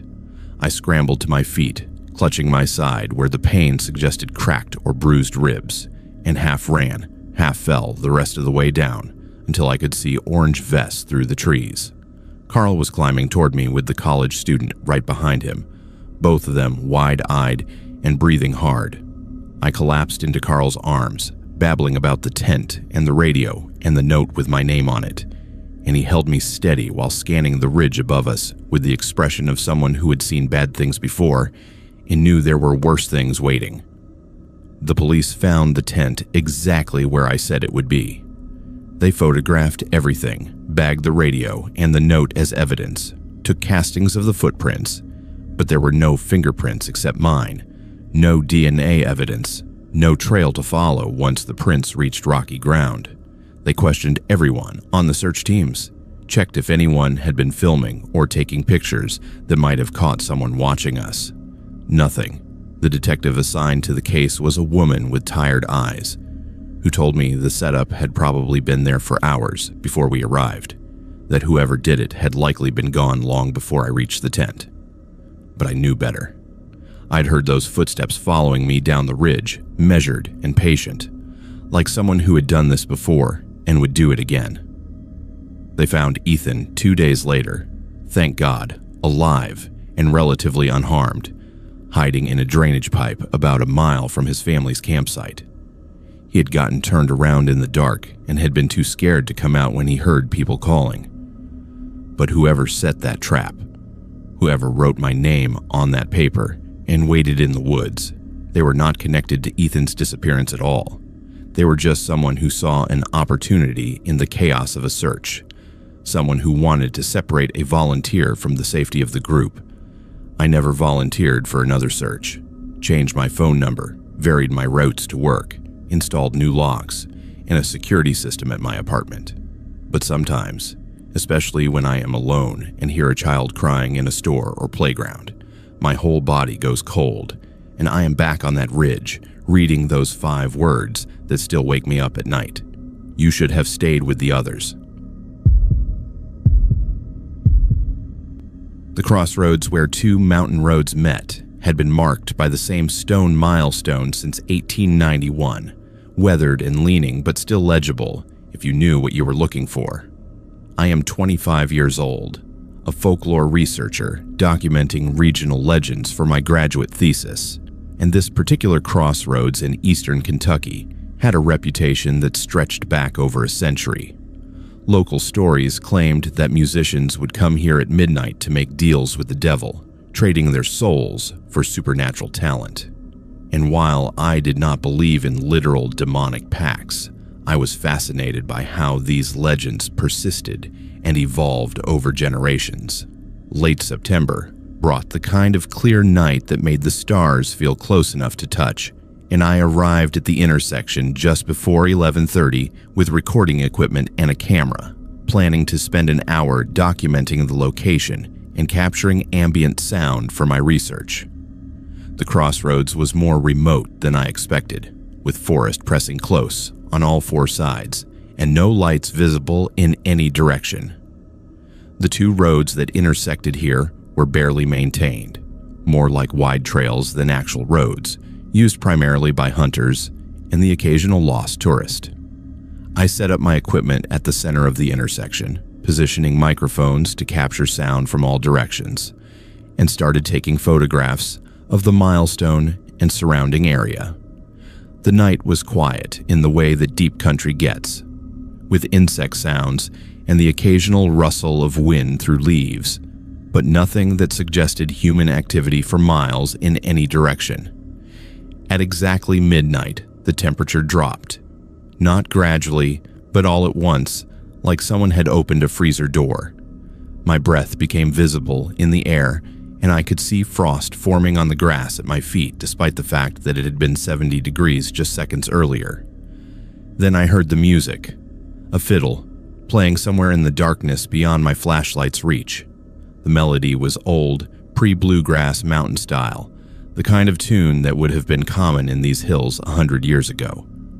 I grabbed my recorder and turned toward the sound, trying to locate its source, but the music seemed to come from everywhere and nowhere at once. The smell hit me next. Sulfur, sharp and acrid, like standing downwind from a paper mill. I checked my equipment, thinking maybe a battery was overheating, but everything was functioning normally, and the smell was definitely coming from outside, from the crossroads itself. The music continued, that ancient fiddle tune weaving through the darkness. And then I saw a movement. A figure approaching from the north road, walking steadily toward the center of the intersection where I stood. I called out, identifying myself as a researcher, asking if they were local and whether they knew the history of this place. No response, just continued walking until the figure stepped into the edge of my flashlight beam. The clothing was wrong. Period clothing from maybe the 1920s or 1930s. Work clothes that a farmer or laborer would have worn, but perfectly preserved. Not costume quality or theatrical. The face was hard to make out, features obscured by shadow, despite my light pointing directly at it. Then another figure appeared from the east road, and another from the south, and a fourth from the west. They converged on the crossroads, all dressed in clothing from different eras, all moving with that same steady, purposeful gait. I stood frozen at the center, camera forgotten, recording equipment still running, watching as these four figures met at the exact point where the roads crossed. They ignored me completely, as if I was not there or did not matter. One of them, the figure from the north, was carrying a fiddle, the source of the music I had been hearing. Another held what looked like a banjo. The third had a guitar, and the fourth carried nothing but a small leather bag. They arranged themselves in a rough circle, and without any apparent signal or discussion, began to play together. The music was incredible, better than anything I had ever heard, each instrument perfectly complementing the others in a way that suggested years of practice together. But there was something wrong about it, something that made my skin crawl despite the technical brilliance.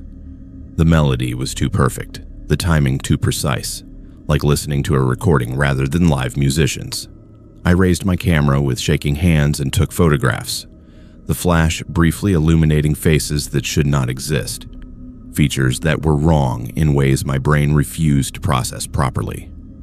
The figure with the leather bag opened it and began removing objects, placing them at the center of the crossroads with ritual precision.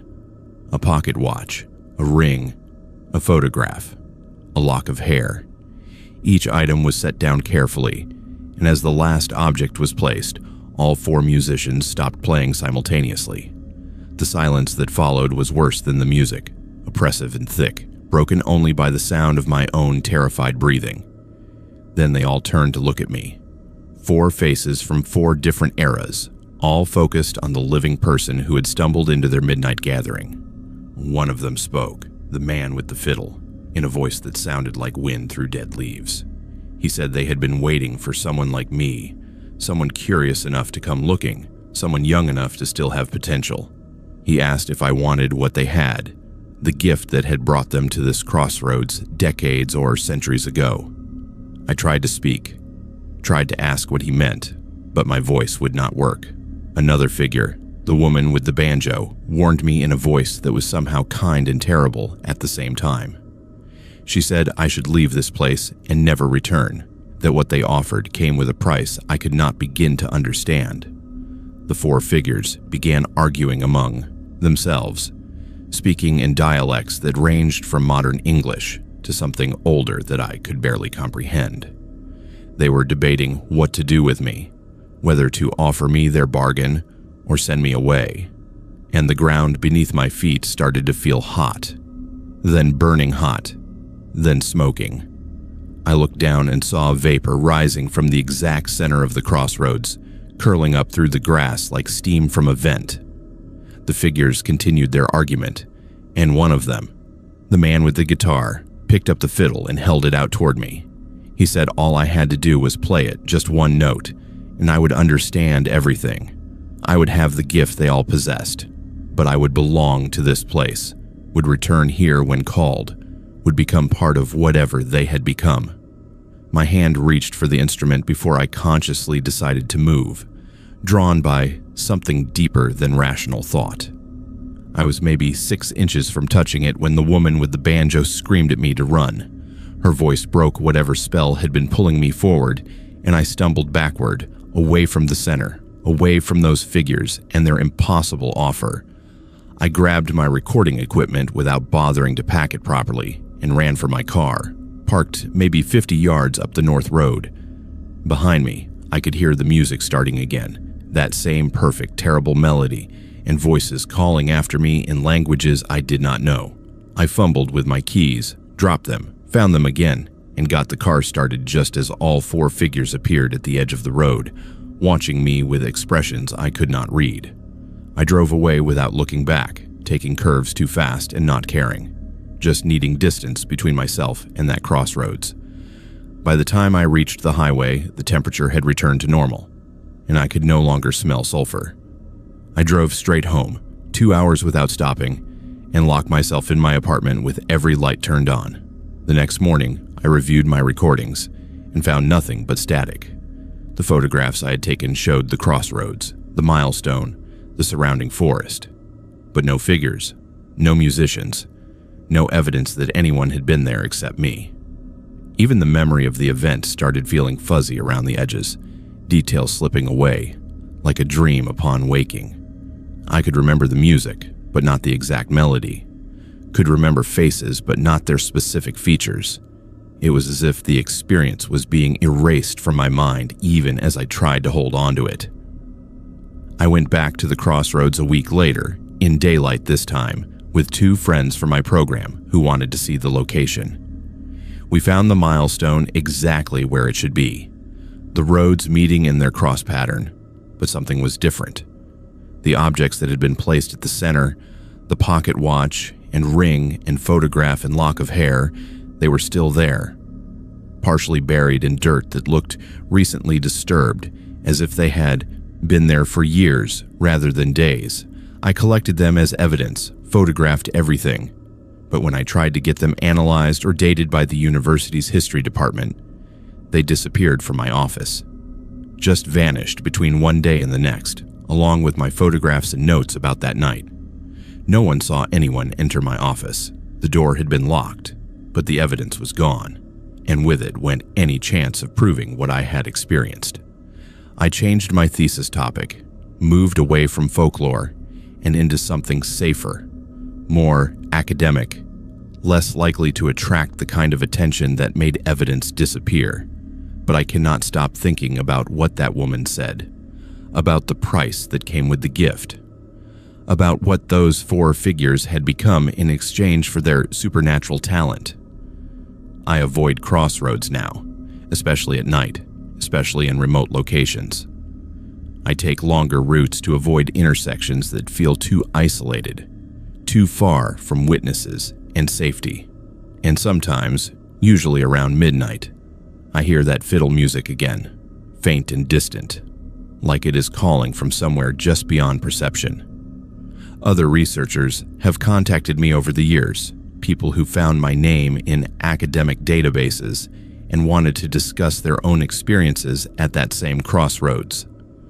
All of them describe similar encounters, figures from different time periods, music that was too perfect, offers that came with terrible prices.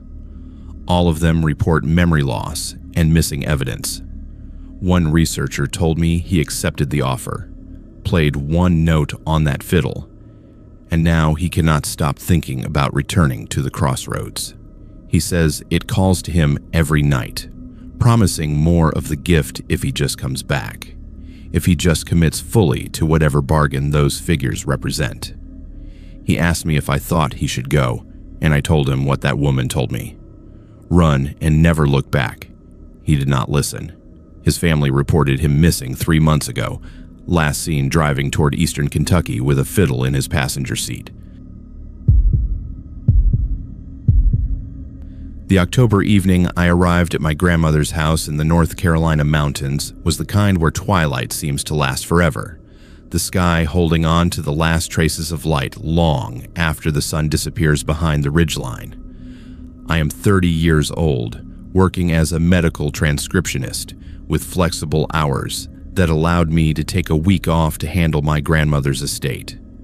She had died peacefully in her sleep 3 weeks earlier at the age of 87, leaving me the house and all its contents with instructions to sell what I could and donate the rest. The house had been in our family since 1870, built by my great-great-grandfather after the Civil War, and 5 generations had been born, lived, and died within its walls. I had visited as a child, remembered the creaking floorboards and the particular smell of wood smoke and lavender that seemed to permeate every room, but I had not been back in over 15 years. The key was with the estate lawyer in town, and he handed it over with a warning that the place had been sitting empty for 3 weeks, and I should expect some dust and probably a few mice. The house looked exactly as I remembered it, a 2-story white clapboard structure with a wraparound porch and windows that still had the original wavy glass from the 19th century. Inside was frozen in time, furniture from multiple eras arranged in rooms that served the same purposes they had for 150 years. I spent the first day sorting through my grandmother's immediate possessions, packing clothes for donation and setting aside jewelry and photographs for family members who might want them. On the second day, I found her journals in a cedar chest at the foot of her bed. There were dozens of them, dating back to when she was a young woman, chronicling births and deaths, harvests and hard winters, the slow accumulation of family history. I sat on her bed reading entries at random, learning things about my family I had never known. And that is when I came across the entries about the house itself. My grandmother wrote about hearing voices in closed rooms, about finding objects moved overnight from where she had left them, about seeing a figure at the end of the hallway outside her bedroom. She described it as tall, dressed in old-fashioned clothing, its features always obscured by shadow or distance. The entries spanned decades, this figure appearing throughout my grandmother's life, watching from doorways, standing in the corner of rooms, never threatening but always present. The most disturbing entries were from the final months of her life. She wrote that the figure had become more active, more insistent, appearing multiple times per day, instead of the occasional sightings she had documented before.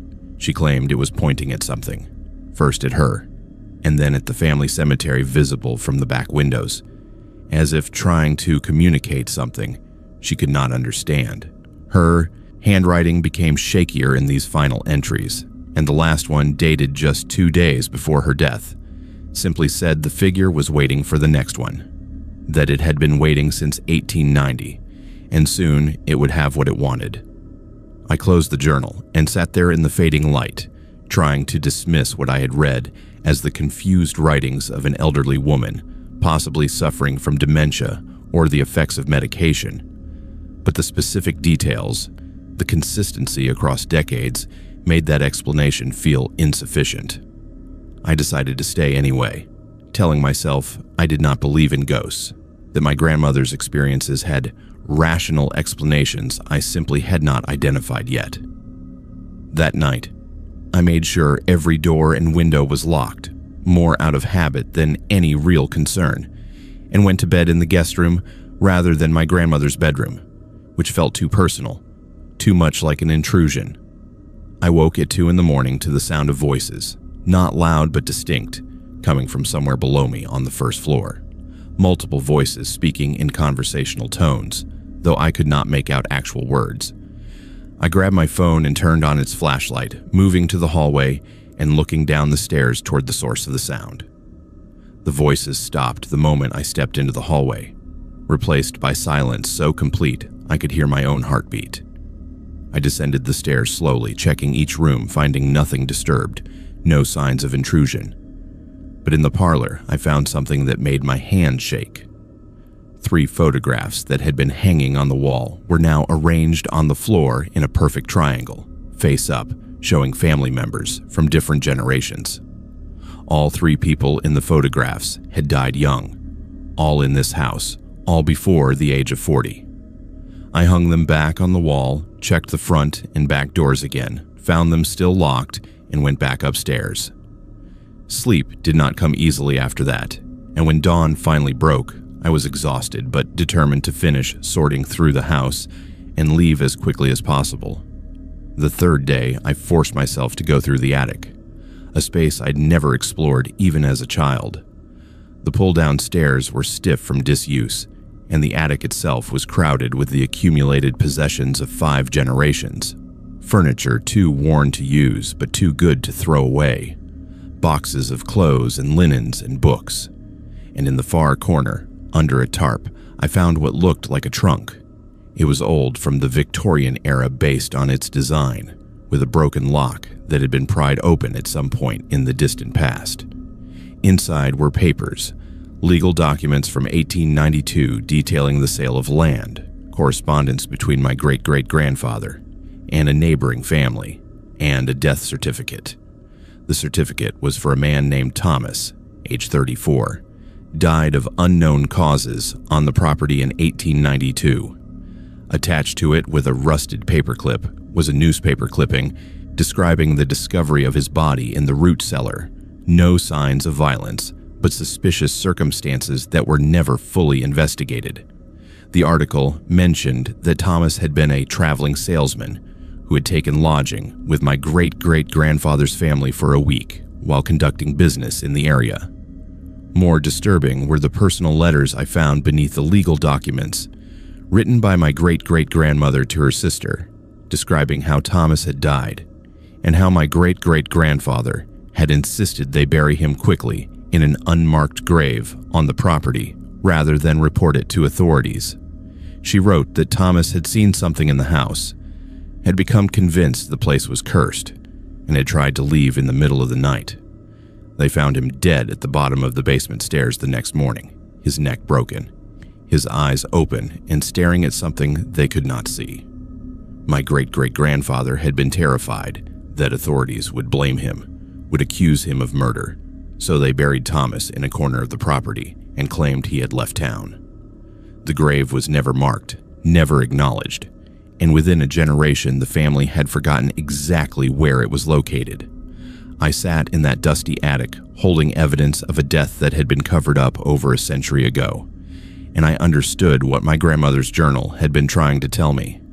The figure she had seen, that generations of my family had probably seen, was Thomas.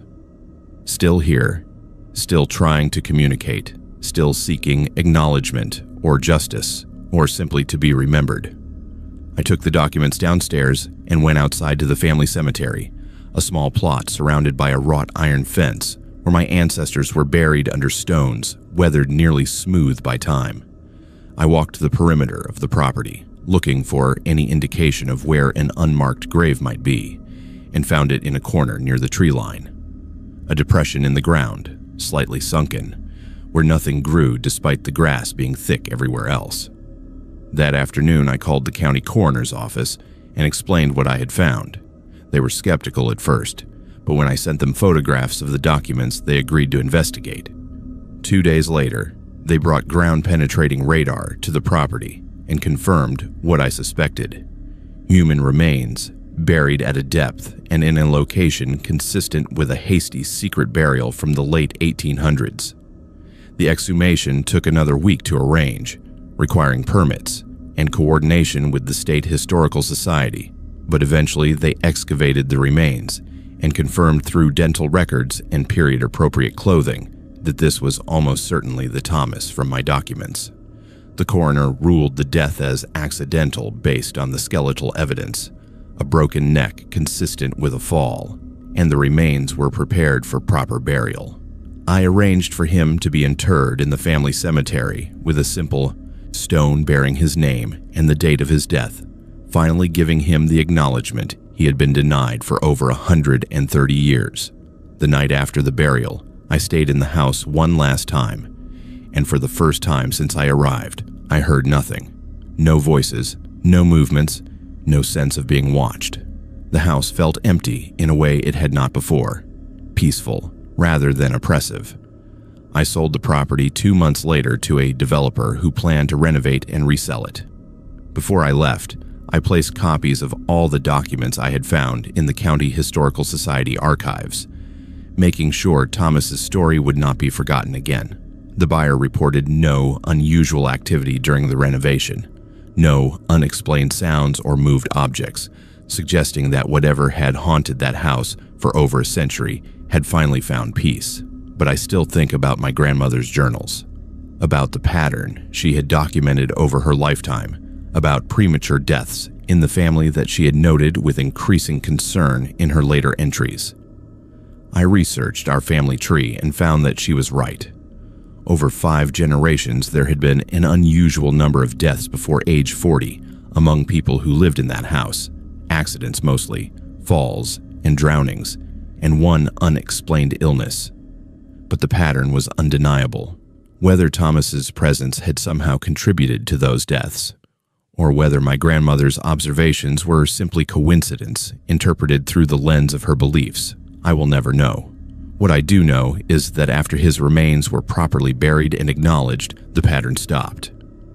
No one in my family has died young since, and the house stands empty now, renovated, and waiting for new owners who will never know what it took to make it peaceful.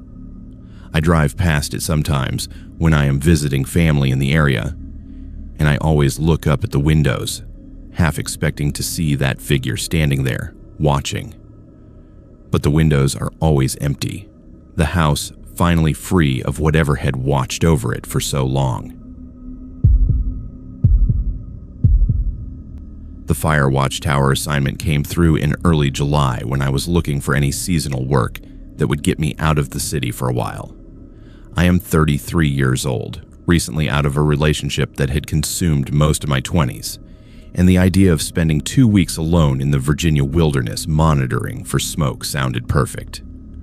The Forest Service provided basic training on radio procedures and fire identification, handed me a map with the tower location marked, and drove me out on roads that got progressively worse until we reached a trailhead where a truck could go no further.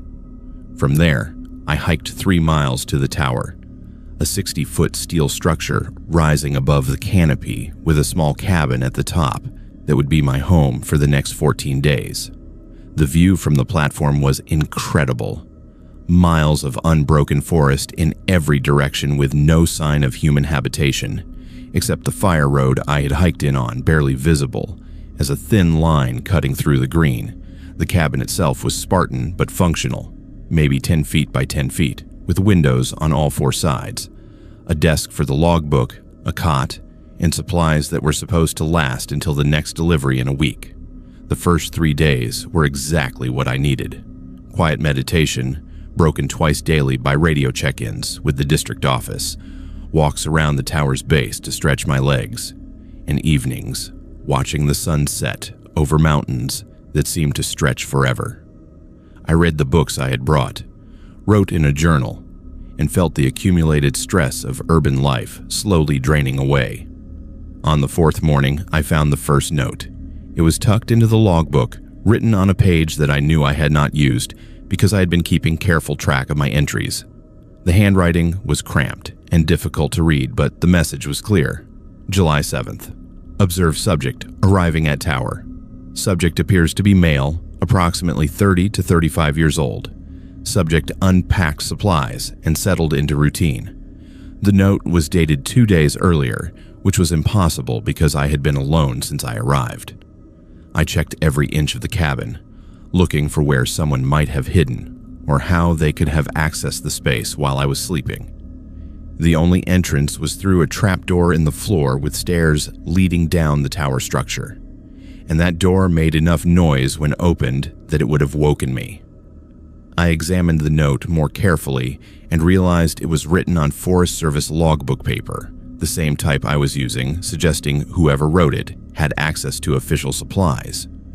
That night, I woke to the sound of my radio transmitting, not receiving, but transmitting, which should have been impossible because the radio only transmitted when I pressed the talk button. Someone was using my call sign, reporting false information about smoke sightings in sectors I knew were clear. I grabbed the radio and tried to interrupt, identifying myself and saying there was an error, but the other transmission continued as if they could not hear me. The voice was male, calm, and professional, giving coordinates and descriptions that were completely fabricated. After maybe 2 minutes, the transmission stopped and my radio returned to normal. I tried to raise the district office, explained what had just happened, but the overnight dispatcher seemed confused, said they had not received any transmissions from my tower in the past hour. According to their log, my last check-in had been at 6 that evening, and everything had been normal. I asked if there was another tower in the area, another operator who might be using similar equipment, but she confirmed I was the only staffed tower within a 40-mile radius. She suggested maybe I had been dreaming, that the isolation sometimes played tricks on people, and reminded me to stay hydrated and get enough sleep. I did not sleep for the rest of that night, sitting at the desk with my flashlight, watching the darkness beyond the windows and listening for any sound that did not belong. At dawn, I climbed down the tower to walk the perimeter, looking for any evidence of another person in the area. What I found was disturbing, but not in the way I expected. Trail cameras. 3 of them mounted on trees within 50 yards of the tower base, all pointed at the cabin above, all appearing to be recently installed based on the lack of weathering on their straps. I checked the first camera and found it was not just recording but transmitting, a cellular model that uploaded images in real time to whoever had placed it. The SD card slot was empty, meaning all footage was going directly to a remote location. I disabled the cameras by removing their batteries, but the damage was already done. Someone had been watching me for days, documenting my routine, and I had no way of knowing who or why. That evening's radio check-in was normal, and I almost convinced myself that the previous night had been some kind of stress-induced episode, until I found the second note. This one was not in the logbook but tucked under my pillow, which meant someone had been inside the cabin while I was outside examining the cameras. The note was longer this time, more detailed. Subject displays standard behavioral patterns. Morning routine includes observation period followed by perimeter walk. Subject appears unaware of monitoring equipment. Recommend continuation of observation phase. The note was dated that day, written during the hours I had been away from the cabin, or I grabbed my pack and started down the tower stairs, planning to hike out immediately to get back to the district office and report this in person, where there would be witnesses and documentation. But when I reached the ground, I found my path blocked. Not physically, but psychologically.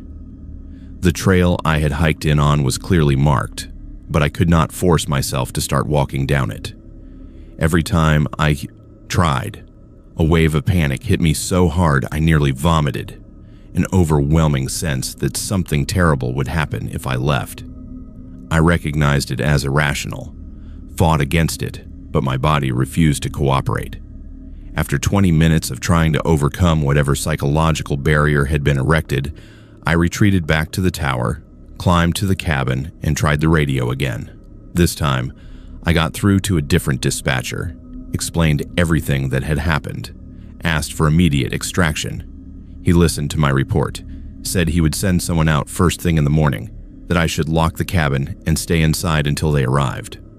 I followed his instructions, securing the trapdoor and pushing the desk against it for good measure, then sat with my back to the wall where I could see all 4 windows. Around midnight, I heard someone climbing the tower. The metallic clang of boots on steel stairs was unmistakable, and I could track their progress as they ascended, steady and unhurried, taking their time. They reached the platform outside the cabin and stopped, and I could see a figure through the window silhouetted against the stars. Whoever it was, they were wearing what looked like a Forest Service uniform, complete with the hat and radio harness. They tried the trapdoor, found it blocked, then moved to one of the windows and pressed their face against the glass. In the dim light from my flashlight, I could see enough to know this person was wrong somehow. Their features not quite right. Their movements too stiff and mechanical. They tapped on the glass, 3 sharp knocks, then spoke in a voice that sounded exactly like mine. They said I was trespassing, that this tower was assigned to them, that I needed to leave immediately or face consequences. I shouted back that I was the legitimate operator, that I had documentation from the district office, that they needed to identify themselves. The figure pulled out identification and held it up to the window, It was a Forest Service badge with my name on it, my photograph, but dated 6 months earlier and showing an assignment to this tower that I had never received. We stood there in the darkness, separated by glass, both claiming to be the legitimate tower operator, both holding documentation that appeared valid. The figure told me they had been staffing this tower since March, that someone had called claiming to be from the district office and saying a replacement was being sent. But when I arrived, they realized something was wrong. They showed me their logbook through the window, pages filled with entries dating back months, detailing weather observations and fire reports in handwriting that was definitely not mine. I showed them my documentation, my assignment letter, my logbook with entries starting 4 days ago. Neither of us could explain the other's presence or documentation. They asked if we could open the door and sort this out face to face, but something about their voice, about the way they moved, made me refuse. I said we would wait until morning when the district office sent someone, that they could verify which of us was legitimate. The figure agreed, said they would wait on the platform, and for the rest of that night, I watched them through the window, sitting perfectly still in a folding chair I had not noticed before. Never moving, never changing position, just waiting. When dawn broke, I could see them more clearly, and what I saw made my skin crawl. Their uniform was perfect, exactly regulation, but it was also somehow wrong. The colors slightly off, the badges in positions that were not quite standard, and their face, when the light hit it properly, looked like my face but older, weathered by years of sun and wind and isolation. I tried the radio again, got the dispatcher immediately, and before I could speak, they told me the extraction team had reached the trailhead and would be at the tower within an hour. The figure on the platform heard this through the window and stood up, their movement suddenly smooth and natural, where before it had been stiff. They said I should know that previous operators had made it only 6 months before requesting transfer or quitting entirely, that the isolation did strange things to people, made them see things, believe things that were not real. They said I seemed like I might last longer, might be strong enough to handle what this assignment required, but that I should be prepared for what would come next. Then they climbed down the tower and disappeared into the forest before the extraction team arrived. The rangers who came for me were professional and concerned, documented everything I reported, examined the trail cameras I had disabled, and took statements that would become part of an official investigation. But when they checked the tower's records, they found something that made them exchange worried looks. According to district files, this tower had been unstaffed since March, when the previous operator had abandoned their post suddenly, leaving behind personal belongings and a log book filled with increasingly paranoid entries about being watched and monitored. That operator had been found 3 days later in a psychiatric facility, claiming someone had taken their place at the tower, someone who looked exactly like them but was not them. The rangers found my logbook, examined my entries, compared them to documentation I had received, and everything appeared legitimate. But they also found the other logbook, the one the figure had shown me through the window, and it was dated with entries that overlapped mine.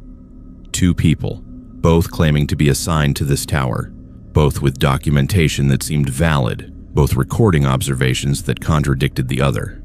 The investigation stalled when they tried to locate the person who had hired me, the supervisor who had signed my paperwork. That person did not exist in Forest Service records, and the office I had visited for training could not be found at the address I remembered. I transferred to a desk position evaluating fire reports submitted by other rangers, a job that keeps me in an office surrounded by people during normal business hours. The tower remains officially unstaffed, with plans to automate its functions using remote cameras and sensors. But I check the assignment logs regularly, and every few months someone puts in for that tower. Someone who looks like they need isolation, who wants to escape from whatever is chasing them in civilization. The applications are always accepted. The operators always start their assignments with proper documentation and training. And 6 months later, almost to the day, They request emergency extraction, claiming someone else is at the tower, someone who has taken their place and will not leave.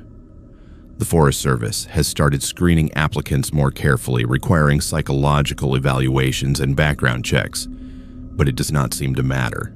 The tower calls to a certain type of person, and once they arrive, something happens that no amount of documentation or official inquiry can explain or prevent. I still have the notes I found, stored in a safe deposit box, along with photographs of my documentation and copies of my logbook entries. Evidence that I was really there, that my assignment was legitimate, that the person on that platform was not me. But sometimes, late at night, I wonder if I am the one who stayed, if the person who left the tower and returned to civilization was someone else entirely, wearing my face and claiming my life while I remain trapped in whatever exists between the official records and the experiences that will never be adequately explained. The abandoned church in the West Virginia mountains had been on my recording list for 3 years before I finally made the trip. I'm 29 years old, an acoustic engineer who specializes in capturing unique spaces for sound libraries that musicians and producers use to add authentic reverb and ambiance to their recordings. September was the perfect time to document the church before its scheduled demolition in October, and I had received permission from the county to access the property for professional purposes. The structure dated to 1884, built by a community that had long since dispersed, and it was known among acoustic professionals for having exceptional natural reverb properties due to its high ceilings and particular arrangement of stone and wood. I arrived on a Wednesday afternoon with my equipment cases loaded with microphones, portable recorders, and the various tools I needed to properly document the space. The church sat at the end of a dirt road that had barely survived a century of neglect, surrounded by forest that had reclaimed what had once been a clearing large enough for a congregation and cemetery. The interior was surprisingly intact, considering how long the building had been empty. Pews still lined the nave in orderly rows, though many had collapsed or been damaged by water intrusion through the failing roof. The altar remained at the front, and I could see the outline where a cross had once hung on the wall behind it.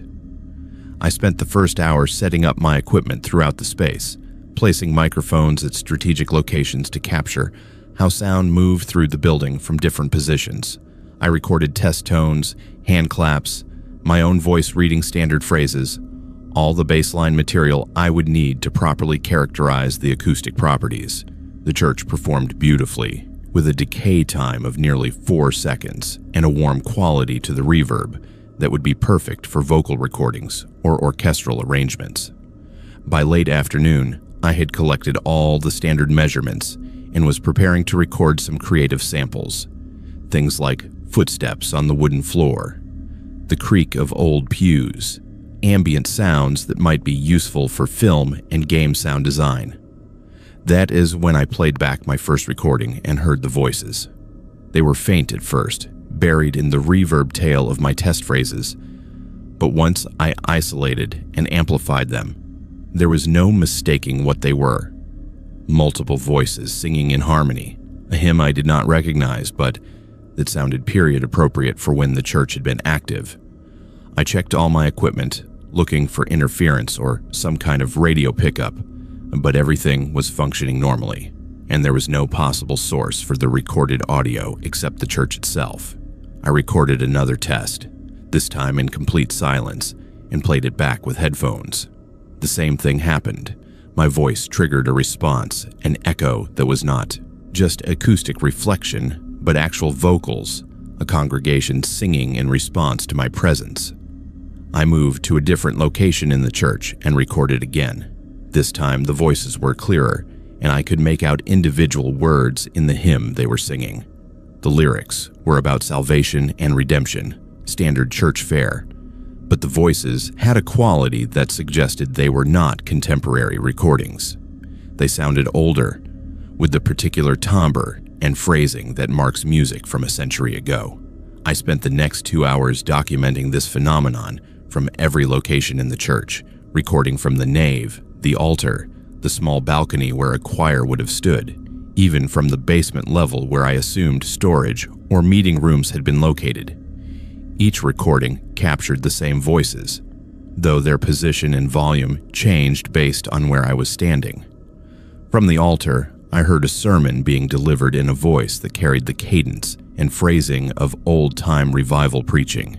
From the choir balcony, I heard children singing, their young voices clear and pure.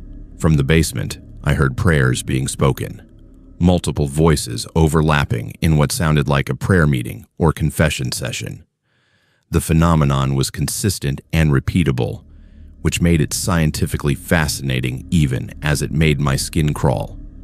I was hearing recordings that should not exist, audio from events that had occurred before recording technology was available to this remote community, captured somehow in the physical structure of the building itself. But then, the responses started. I was recording from the center of the nave, speaking a standard phrase I use for acoustic testing when the voices changed. Instead of singing or praying, they spoke directly to me. Not in response to what I had said, but as if they could hear me specifically and were trying to communicate. The first message was simple. A woman's voice saying, "We see you here, and we remember this place." Then a man's voice asking if I had come to help them. Then children asking if I knew where their parents were. The voices were distressed, confused, like they did not understand why they were still here or what had happened to them. I responded aloud, asking who they were, what year they thought it was, whether they knew they were in an abandoned church. The answers that came back in my recordings were disjointed but telling. They thought it was 1927. They were gathering for Sunday service. They were waiting for the preacher who was late. Some of them mentioned being hungry or cold, and one voice, an elderly man, said he could not find the door to leave. I researched the church's history on my laptop using my phone's hotspot, and what I found made the situation even more disturbing. In December of 1927, the community that used this church had been effectively destroyed when a mine collapse killed most of the working-age men. The survivors had dispersed over the following years, and the church had been abandoned by 1930. But there was no record of a specific incident at the church itself. No mass casualty event that would explain why these voices seemed trapped here. As evening approached and the light through the broken windows began to fade, the voices in my recordings became more agitated. They were no longer singing hymns or saying prayers, but talking among themselves in worried tones about something they called the coming storm. They spoke about needing to stay inside, about keeping the doors closed, about protecting the children. Then I heard different voices, modern voices with contemporary accents, speaking in my recordings alongside the historical voices. These new voices were discussing the church, talking about paranormal investigation, and documenting phenomena using equipment terminology that I recognized. They were talking about subjects and containment, about provoking entities and measuring responses. I realized with growing horror that I was not the first person to record these phenomena. Someone else had been here, conducting experiments, deliberately trying to provoke whatever was captured in this building's acoustic memory. I heard my own name in one of these modern recordings, or rather I heard someone say they were expecting another researcher, that the site would be useful for testing how subjects responded to genuine paranormal activity versus staged events. I started packing my equipment immediately, no longer caring about completing my documentation, just needing to get out of that church. But as I moved toward the door, I heard footsteps outside, real, physical footsteps crunching on gravel and dried leaves. I killed my lights and moved to a window, peering out carefully. A group of 4 people were approaching the church, all dressed in outdoor gear and carrying equipment cases similar to mine. They were not moving like casual visitors or vandals. They moved with purpose, setting up perimeter equipment around the building, mounting cameras on trees, Deploying sensors I could not identify from this distance, I was trapped. If I tried to leave through the front door, I would walk directly into them. If I waited for them to enter, I would be caught inside with nowhere to hide in the open nave. I made a decision that was probably stupid but felt necessary in the moment. I hid my recording equipment behind the altar, keeping only my phone and small digital recorder, then climbed the narrow stairs to the choir balcony. From there, I could access an attic space that ran the length of the building. A crawl space, really, but enough to conceal me if I stayed quiet and still. I'd been in the attic maybe 5 minutes when I heard them enter the church. They spread out through the space, and I could hear them setting up equipment, calibrating sensors, discussing the acoustic properties they were expecting to measure. One of them mentioned that the building would be demolished in 3 weeks, that this was their last opportunity to collect data from what they called a verified resonance site. They talked about me, speculated whether I had already been here and left, discussed whether my presence might have contaminated the site or enhanced the phenomena. They ran tests similar to what I had done, recording phrases and playing them back, but they did it with clinical precision, documenting every response, categorizing the voices they captured. After maybe an hour, one of them mentioned hearing footsteps above them, in the attic where I was hiding. I froze, controlling my breathing, trying not to make any sound on the old boards beneath me. They discussed whether to investigate, decided against it since the building was structurally questionable and they had already gotten the data they needed. As quickly as they had arrived, they packed up and left, taking their perimeter equipment with them. I waited another 30 minutes after their vehicles departed before climbing down from the attic, every muscle cramped and aching. I grabbed my hidden equipment and ran for my car without looking back, driving out of those mountains as fast as the terrible road would allow. When I reached the highway and had cell service again, I called the county office that had given me permission to access the church. I reported what I had experienced, described the group that had been there, asked if they had also received permission to conduct research. The clerk seemed confused, said I was the only person who had requested access in the past 6 months, that the church was scheduled for demolition and no other permits had been issued. I sent her copies of my recordings, the ones that captured those modern voices discussing their experiment, but she never responded.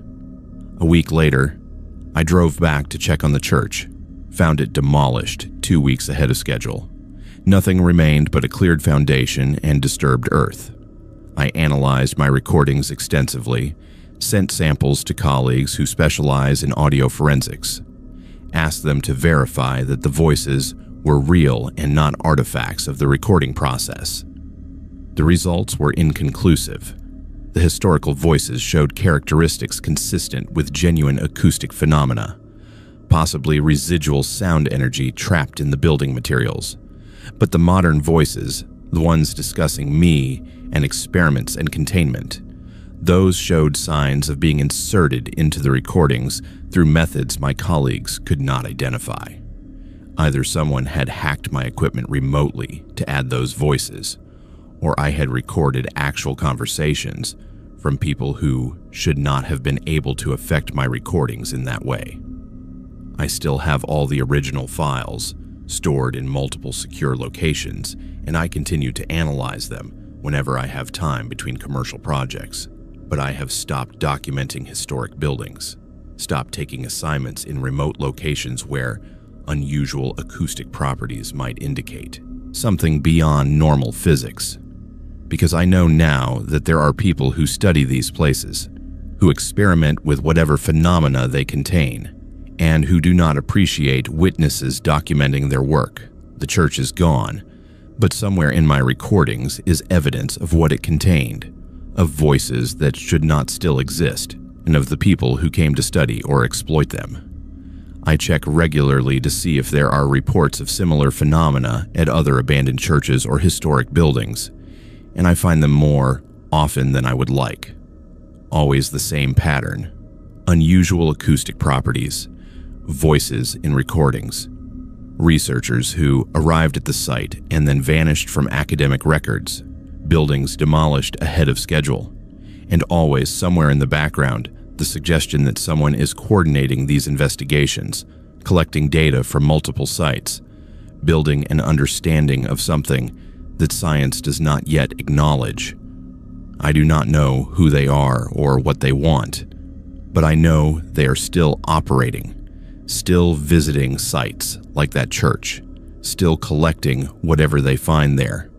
And I know that if I had stayed in that attic much longer, or if they had decided to investigate those footsteps they heard above them, I would have become part of their data set rather than someone who escaped to tell the story.